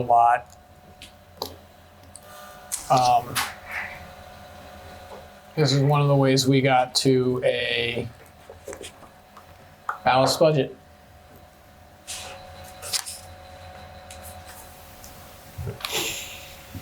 Yeah. I'll just throw in, I know there was a lot of consternation, or there was a lot of emotion about the fact that we're not contributing anything this year. I think that, we're hoping that there will be a long-term plan going into what is likely to be an override next year with not only, what are we going to contribute this year, but long-term plan. I think that we can all rest assured, not only rest assured, I think we'll all be a part of setting that policy starting next year if there's an override. Thank you for that, Jay. Any other comments, discussions, questions?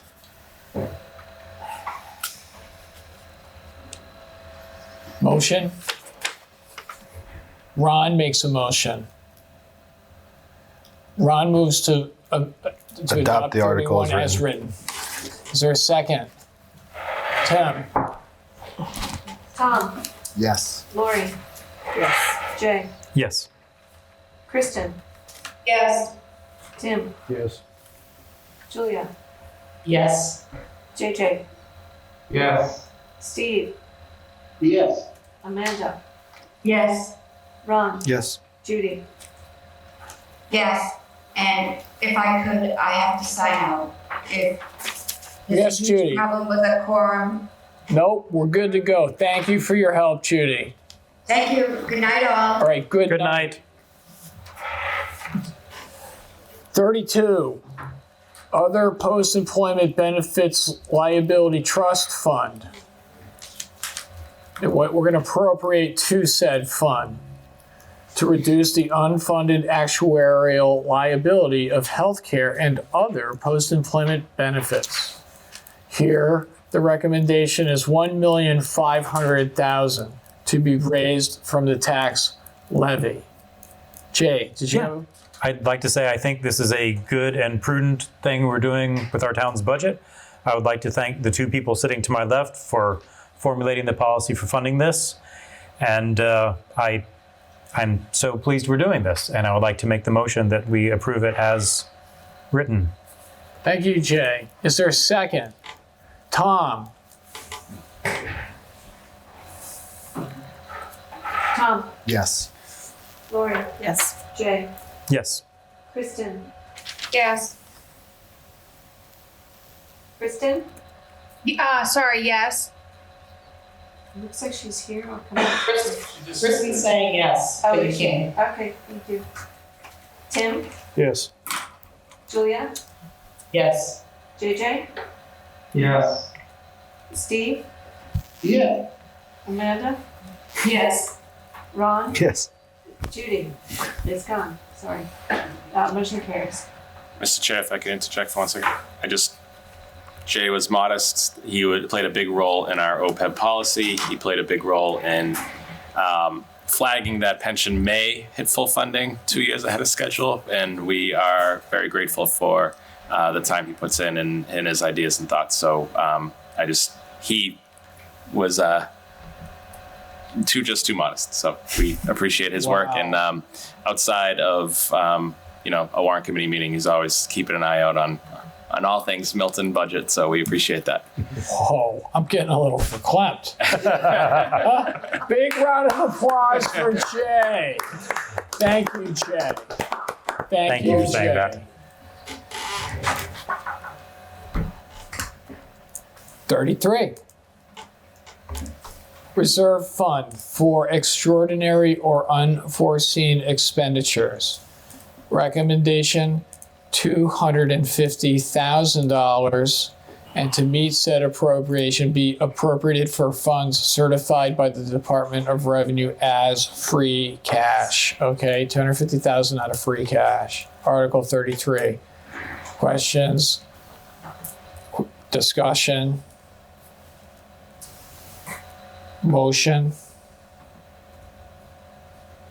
I move that we approve it as shown on the screen. Jay moves as written. Second? Tom?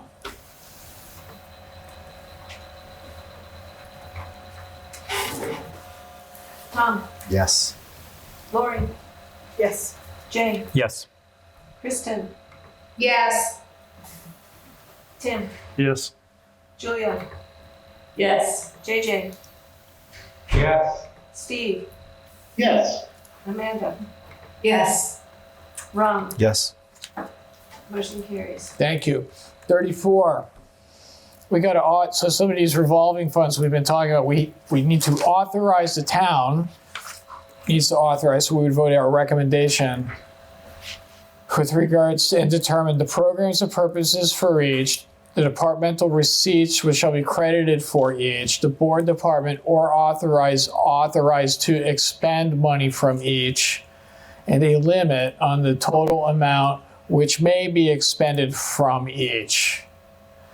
There's a recommendation in the chart. So the chart has the criteria: department, purpose, revenue source, limit. There is a chart here which has them all. It has the revolving funds with regards to park, library, select board, board of health, board of library trustees, cemetery department, conservation commission, select board, consolidated facilities, planning board, and select board, and cemetery. Any questions, discussion with regards to revolving funds as contained in the chart? I had a quick question. Sure. Are these limits set by the articles that they're mentioned as fixed limits? That they don't change, or do they change over time with inflation? And so, like, one of these is from 1996. I was worried that that's so old. The limits were reviewed. So a few years ago, the law changed on how revolving funds were to be set up. So everything was reviewed and updated then. So those are more current. And the department is allowed to exceed those limits by a vote of the select board and the warrant committee. So in a fiscal year, if they expect or might hit that threshold, they can come to the select board and warrant committee and ask for approval to go beyond it. Okay, thank you. With that, I'd like to make a motion. What motion would you like to make, Ron? I'm going to read this whole chart. Adopt the article as shown. Article as shown by Ron. Is there a second? Second. Lori Connolly makes a second. It's on Article 34. Tom, Yes. Lori, Yes. Jay, Yes. Kristen, Yes. Tim, Yes. Julia, Yes. JJ, Yes. Steve, Yeah. Amanda, Yes. Ron, Yes. motion carries. Thank you. 35, PEG. Very close. So this is the appropriation from the PEG Enterprise Fund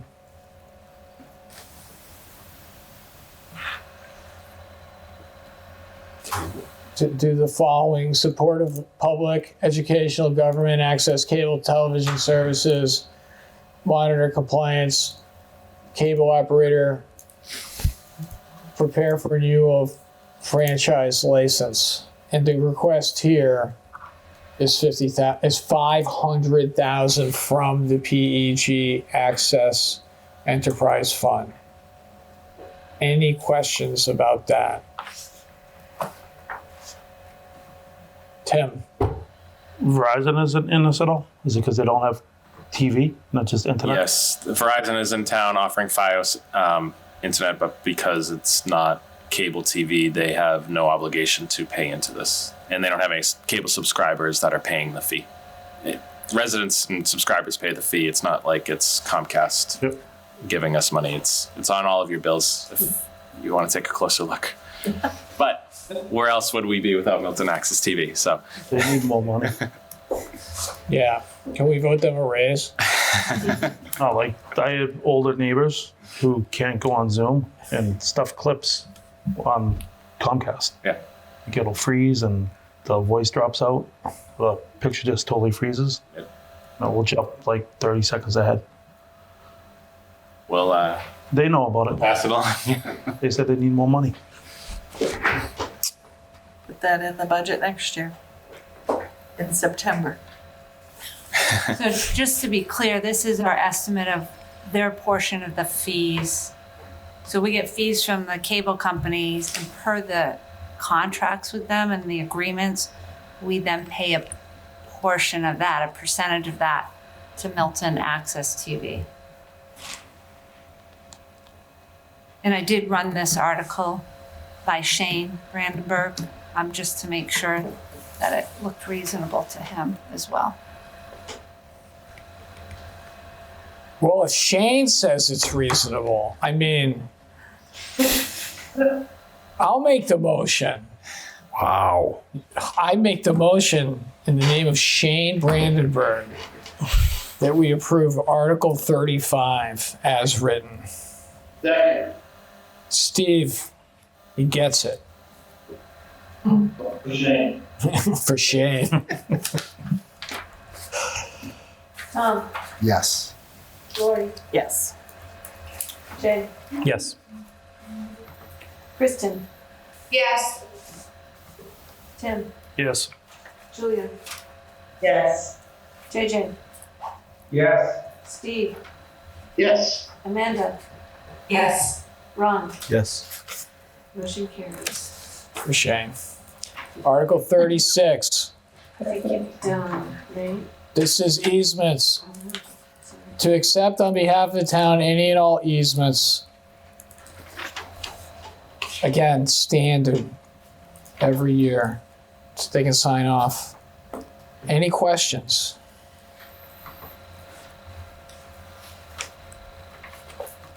Is there a motion? Make a motion to approve Article 36 is written. Second. So Lori made it, Ron seconded it. Article 36. Tom, Yes. Lori, Yes. Allison, no, Jay, Yes. Kristen, Yes. Tim, Yes. Julia, Yes. JJ, Yes. Steve, Yes. Amanda, Yes. Ron. Yes. 37, stretch code. We did that one. 38 was the Pope's Pond. Or no, 38 was the Cortland. Conservation Commission. I think those were the lands over by the highway. Cortland Circle. Cortland Circle, yep, those, right? So that's done. 39, renumbering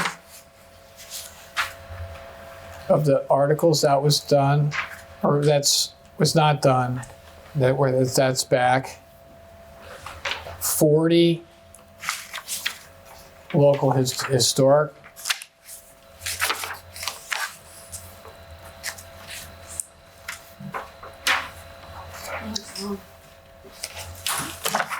So that is long. We didn't do, oh, sorry, we're still doing stuff. You can speak. I was just going to say, don't forget, we skipped the employee benefits one. Yeah, just. Thanks, Jay. So I think we've done them all, except for employee benefits one. It was number 7. It's true, they have a copy of the new What's that? Historic Commission. They have.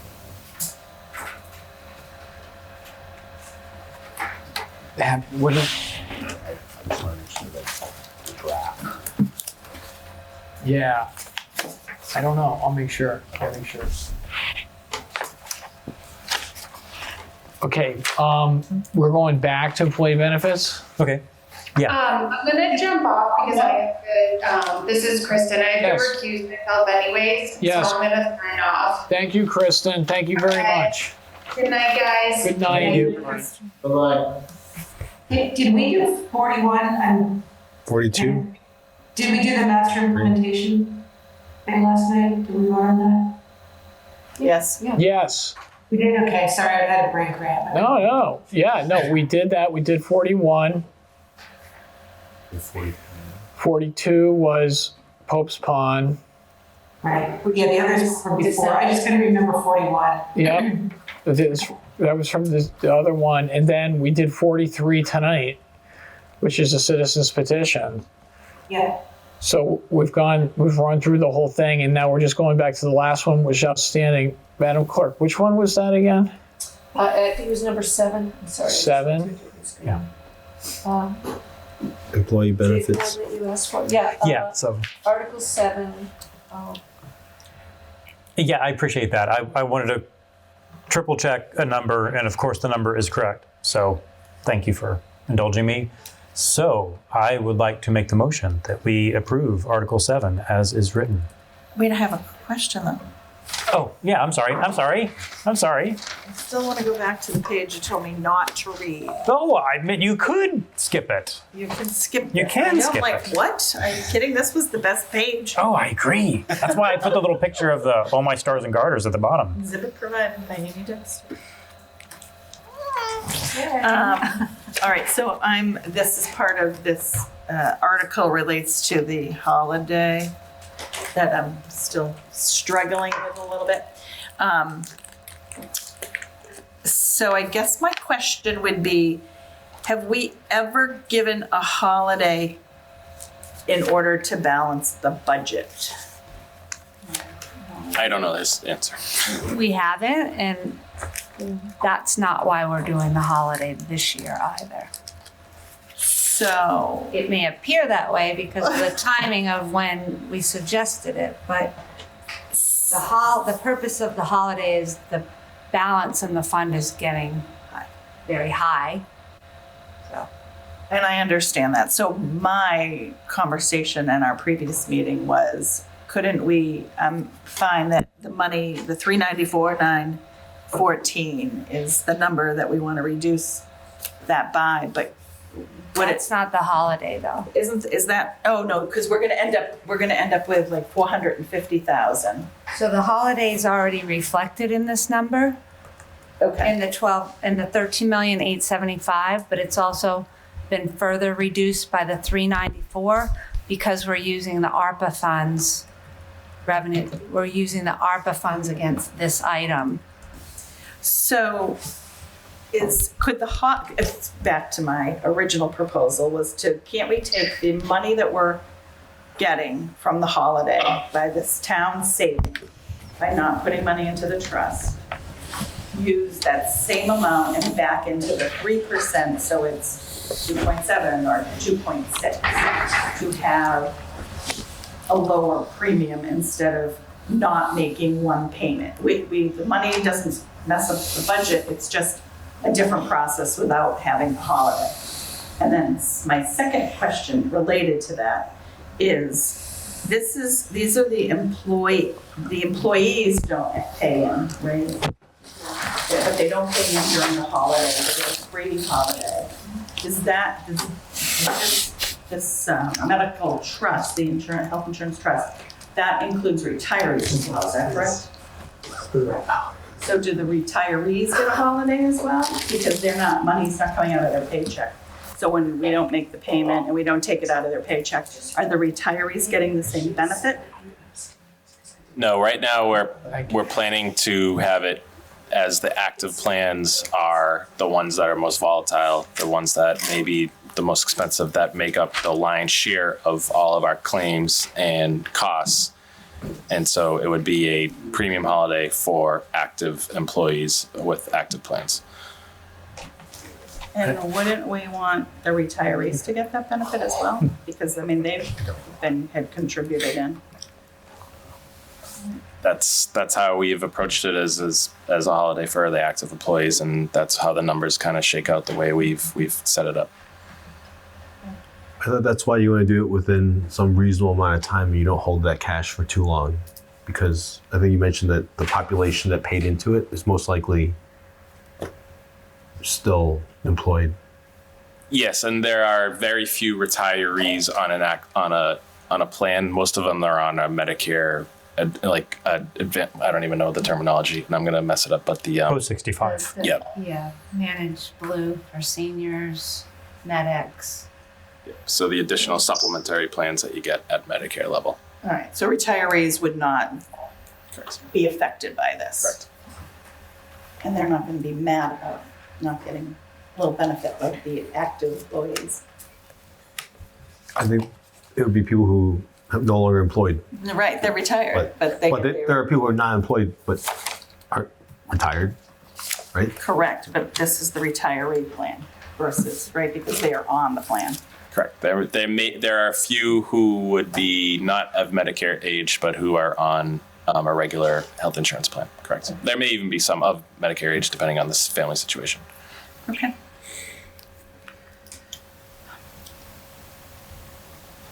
I think we didn't answer your first part.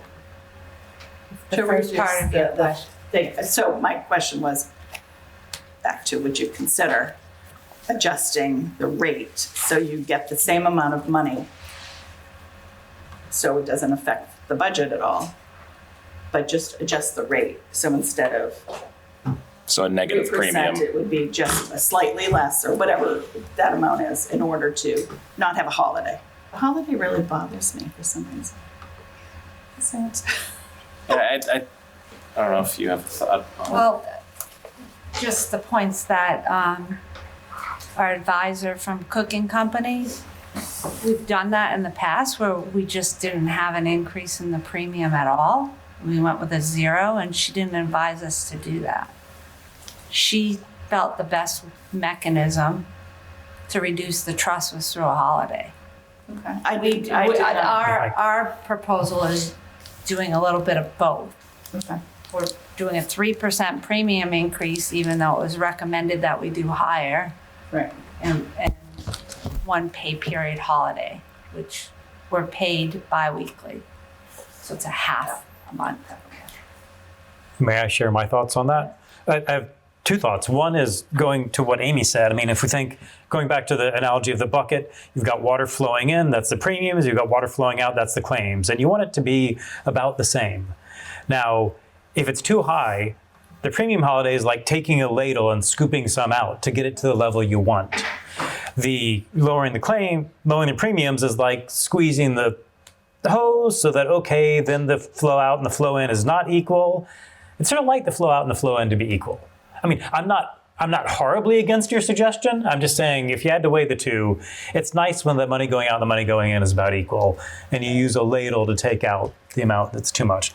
The other way, and small, but is the employees. The employees have their personal budgets to deal with, and if one paycheck, they say, ooh, I get an extra high paycheck, that's fine, but month in, month out, they're budgeting their lives. Now, let's say the year after this, the premium is going to be whatever it's going to be.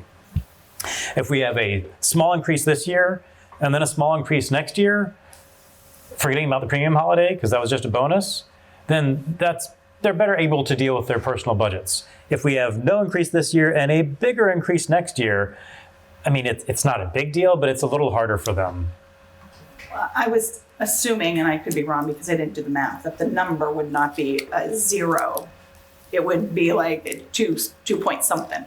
No, I think it would be pretty close to 0. Yeah. Oh, might really? Be, yeah. Okay, I did not. Sorry. No, we did could not. have. Yeah. I thought it would just, no, okay. Okay, thank you. But does everyone understand the comment about the ARPA funds? So we're really going to spend $394,000 more for the group insurance, but we're using ARPA grant funds. And that's the last of the ARPA, we think? As of right now, yeah. Yeah, that's the last of the unallocated federal funds that we have. As projects are winding down, we'll be reassessing where some of those balances are. But as things stand, unallocated monies, that's the unallocated portion. And I didn't realize that the insurance company had recommended that holiday. Yes, she thinks that's a better mechanism to do it. Okay. Yeah, I missed that in our first conversation about it. So thank you.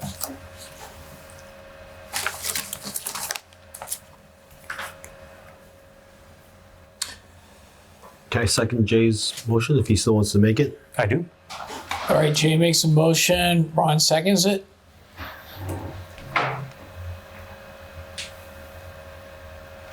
Tom, Yes. Lori, Yes. Jay, Yes. Tim, Yes. Julia, Yes. JJ, Yes. Steve, Yes. Amanda, Yes. Ron, Yes. motion carries. Thank you. I abstained, and for the record, I abstained on every vote that we took in the warrant article so that the record can reflect as such. Thank you. So, tomorrow night, for your meeting? No, we'll cancel. Okay, so that's okay. Thank you. We'll cancel. Are you guys working on comments that you might need help? Someone's full of bubble gum. I think it's. Bunch of little kids. We've updated a lot of them. Amy did a bunch, I did a couple. I'll sit down and take a look again tomorrow night. Keep plugging away. And so we have the live version, obviously, that Karen was working on. So whoever gets that, we can distribute it broader. We send it to Karen. Yeah, I can't share that. Which. Amy can share. So Dave should definitely have the version. Great. Yes, please. I think what we want to try to do, you see how we get and how we start sharing things. Yeah. So I think what we're gonna try to work something out, like when people get stuff to me or to Carol, we put it and we try to limit how many, right? Okay. But we're working on getting it done. So, right. So if you were on like a committee, we'll ask, we talked to department heads. If you were a committee, a non-committee that talked to the public head, the department heads, we're gonna ask you to take the lead on the comment.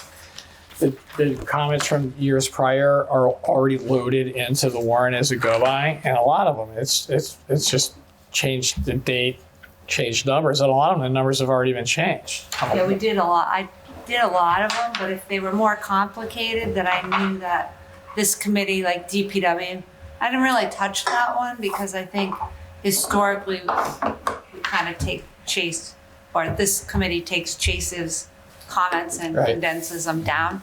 So Right. there's certain ones we didn't touch at all, but Yep. the easy ones or some of the harder ones that I knew you might need our help, we probably made some changes for you to look at, and then if you want to Thank you. elaborate further or whatever, Yeah. So we'll get that done. We'll get it reach done. out. Sure. Thank you. Thank you. Thank you. Thank you very much. Thank you. Thank you. All right. Anything else? So we'll cancel tomorrow. Motion? Tom has a motion. Seconded. Any objection? That's what's cool. That's a wrap. Thank you. Thank you. Thanks, everybody.